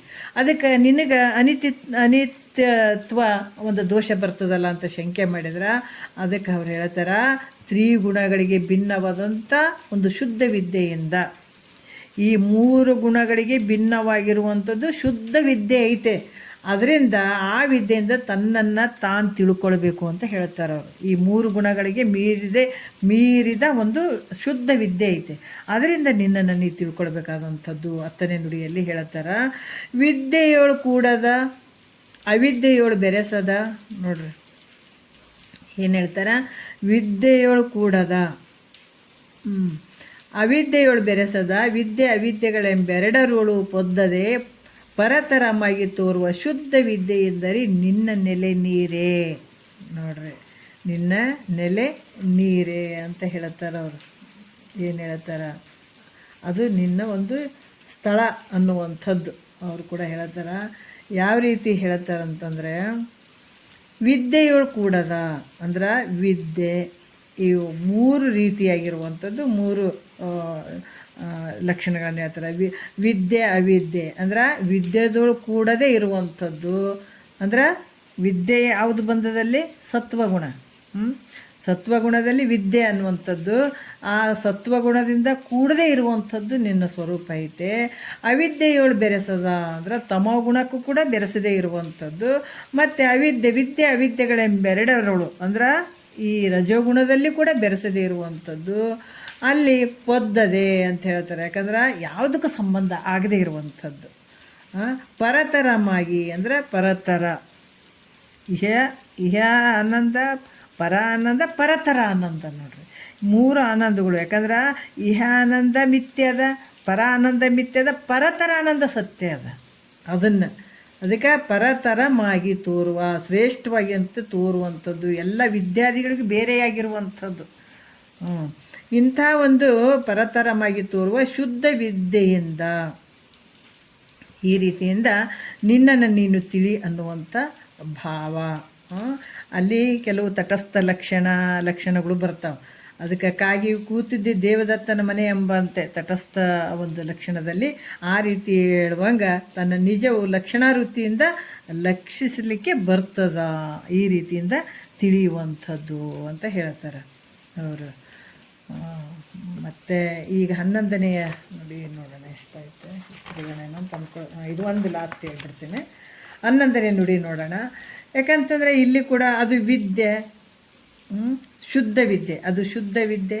ಮುನ್ನೊರೆದ ನಾನಾ ಪ್ರಪಂಚದ ಭೇದಮೆಲ್ಲವೂ ಪುಸಿ ಎಂದು ಒದವಿ ತಾನರಿದ ಅರಿವು ಅಡಗಿ ಪೂರ್ಣಾನಂದ ಪದವಾದ ಬರಿಯ ಅರಿವಿನ ತೋರಿಕೆ ಅಂತ ಹೇಳ್ತಾರೆ. ಏನು ಹೇಳ್ತಾರೆ, ಎಲ್ಲವೂ ಮಿಥ್ಯೆ ಅಂತ ಅರಿಯಲ್ಪಟ್ಟಂತಹ ಸೋಪಾಧಿಕ ಜ್ಞಾನವು ಕೂಡ ತನ್ನಲ್ಲಿ ಲಯ ಆಗಬೇಕು. ಎಲ್ಲವೂ ಮಿಥ್ಯೆ ಅನ್ನೋದು ಎಷ್ಟು ಅದ್ಭುತ ಹೇಳ್ತಾರೆ ನೋಡ್ರಿ. ತನ್ನಲ್ಲಿ ಮಿಥ್ಯೆ ಐತಿ, ಎಲ್ಲ ಇದೇನು ಈ ಸರ್ವವು ಮಿಥ್ಯೆ ಅಂತ ತಿಳ್ಕೊಳ್ಳುವಂಥ ಏನು ಅರಿವು ಅದಲ್ಲ, ಅದು ಎಂಥ ಅರಿವು, ಅದು ಉಪಾಧಿ ಇರ್ತದಲ್ಲಿ. ಎಲ್ಲವೂ ಮಿಥ್ಯೆ ಅದ ಅಂತನ್ನುವಂಥ ಏನು ಅರಿವು ಇರ್ತದಲ್ಲಿ, ಸೋಪಾಧಿಕ ಅರಿವು ಇರ್ತದಲ್ಲಿ, ಆ ಜ್ಞಾನ ಇರ್ತದೆ, ಸೋಪಾಧಿಕ ಜ್ಞಾನ ಇರ್ತದೆ, ಅದು ತನ್ನಲ್ಲಿ ಲಯ ಆಗೋಗ್ಬೇಕು, ಅದು ಕೂಡ ಇರಬಾರ್ದು. ಅದಕ್ಕೆ ಅವಶೇಷವಾಗಿ ಯಾವುದಿರುವುದೋ ಅದೇ ತನ್ನ ಸಹಜವಾದ ಸ್ವರೂಪ. ಅದೆಲ್ಲವನ್ನು ತೆಗೆದಾಗ ಕೊನೆಗೆ ಏನು ಇರುವಂಥದ್ದು ಅವಶೇಷ ಅದಲ್ಲ, ಅದೇ ತನ್ನ ಸ್ವರೂಪ ಅಂತ ಕೂಡ ಹೇಳ್ತಾರೆ. ಅದು ಶುದ್ಧ ವಿದ್ಯೆ. ಆಮೇಲೆ ಮುನ್ನೊರೆದ ನಾನಾ ಪ್ರಪಂಚದ, ಅದಕ್ಕೆ ಹೇಳ್ತಾರೆ ತನ್ನನ್ನು ಅರಿಯೋದಕ್ಕೆ ಸಾಧನವಾದಂಥದ್ದು ಯಾವುದಪ್ಪ, ನಿನ್ನನ್ನು ತಿಳಿಲಿಕ್ಕೆ ಸಾಧನವಾದಂಥದ್ದು ಯಾವುದು, ಶುದ್ಧ ವಿದ್ಯೆ. ಅದಕ್ಕೆ ಮತ್ತು 5 ಪ್ರಕಾರವಾದ ವೈರಾಗ್ಯಗಳು ಇವು ಭೇದದಿಂದ ಕೂಡಿದಂಥವು ಅದಾವ. ಅದಕ್ಕೆ ಈ ಪ್ರಪಂಚ ಮಿಥ್ಯೆ ಆಗಿರುವಂಥದ್ದು, ಯಾವತ್ತು ಭೇದ ಪ್ರಪಂಚವಿದೆ ಯಾವುದದ ಮಿಥ್ಯೆ ಆಗಿರುವಂಥದ್ದು. ಅರಿತಂಥ ಅರಿವು ಕೂಡ ಅಡಿಗೆ, ನೀ ಏನು ಅರ್ತಿದ್ದೀನಿ ತಿಳ್ಕೊಂಡಿದ್ದೀನಿ ಅನ್ನುವಂಥದ್ದು ಇರ್ತದೆ ಅಲ್ಲಿ. ಸ್ವಲ್ಪ ಎಲ್ಲವನ್ನು ನಾವು ಕೆಲವೊಂದು ಆ ವಿಚಾರಕ್ಕೆ ಹೋದಾಗ ಆ ರೀತಿ ಆಗ್ತದೆ. ಎಲ್ಲವನ್ನು ಓದ್ರೂ ಕೂಡ ಅದು ಅರಿವಿಂದ ಒಂದು ಸ್ವರೂಪ ಅಂತೂ ಅಲ್ಲಿ ಇರ್ತದೆ. ಒಂದು ಸ್ವಲ್ಪ ಇನ್ನೂ ಇದ್ದೀನಿ ಅನ್ನುವಂಥದ್ದು ಅರಿವಿನ ಒಂದು ಅನ್ನಿಸ್ತದೆ ಅವಾಗ. ಆವಾಗ ಅನಿಸಿದಾಗ ಅದು ಕೂಡ ಲಯ ಆಗಬೇಕು, ಅರಿವು ಕೂಡ ಅಡಿಗೆ. ತ್ರಿವಿಧ ಪರಿಚ್ಛೇದ ರಹಿತ ಏಕರಸವಾದ ನಿರುಪಾಧಿಕ ಶುದ್ಧ ಚೈತನ್ಯವೇ. ಅಲ್ಲಿ ಯಾವುದು ದೇಶ, ವಸ್ತು, ಕಾಲ, ಸತ್ವ, ರಜೋ, ತಮೋ ಗುಣ ಇವು ಯಾವ ಅಲ್ಲಿ ಇರದೇ ಇರುವಂಥ ರಹಿತವಾದಂಥ ಏಕರಸವಾದ ನಿರುಪಾಧಿಕ, ಯಾವುದು ಉಪಾಧಿಗಳು ಇಲ್ಲಲ್ಲಿ, ಉಪಾಧಿ ಇರದೇ ಇರುವಂಥ ನಿರುಪಾಧಿಕ ಶುದ್ಧ ಚಿನ್ಮಾತ್ರವೇ ತಾನಿದ್ದಾಗ ಅದರಲ್ಲಿ ಯಾವ ವಿಕಲ್ಪಗಳು ಸಂಭವಿಸಂಗಿಲ್ಲ, ಯಾವ ವಿಕಲ್ಪಗಳು ಅಲ್ಲಿ ಕೂಡ ಆಗಂಗಿಲ್ಲ. ಅದೇ ನಿನ್ನ ನಿಜವಾದ ಸ್ವರೂಪ.